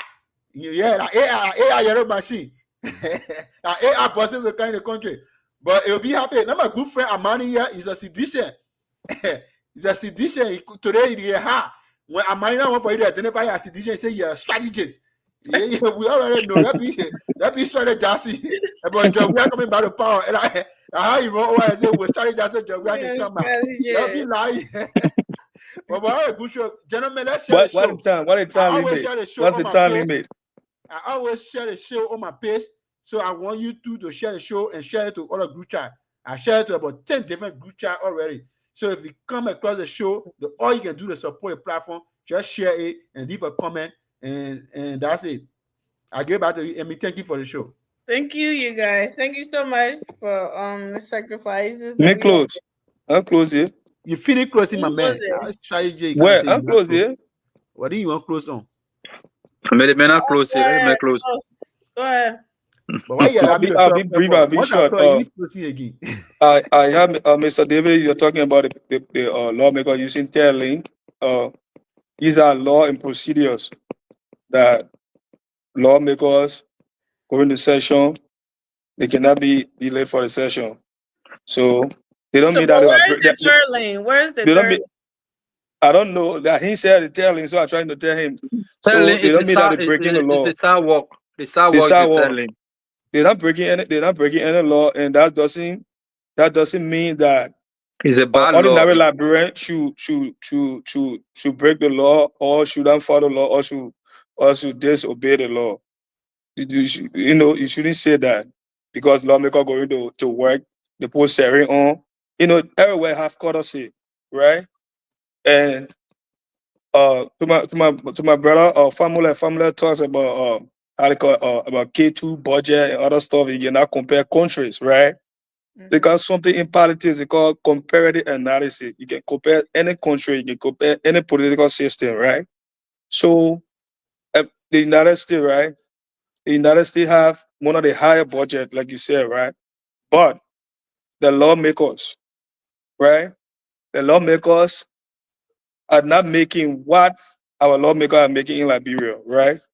So the lawmakers are making a reasonable amount, right? Reasonable salary, and the benefits are not like the guys over there. The guys make more money and get themselves more benefits, and everything is all about money in Liberia. So, like, if our lawmakers were diverting some of those funds to the very strategic and important agencies like the health ministry, like gender ministry and other ministry. Some of these problems will be mitigated, right? So even though you cannot compare the budget, but you can do competitive analysis, see how other countries do what it did for them to be successful. You can do that and go on that same path.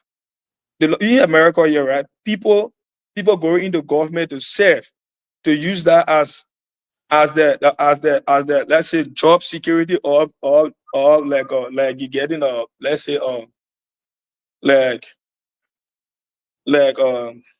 how can I put it, man? Like a job or like a something that will make you to get a bigger job in the private sector, right? Like what people do, you go in there for the love of the country, like being patriotic.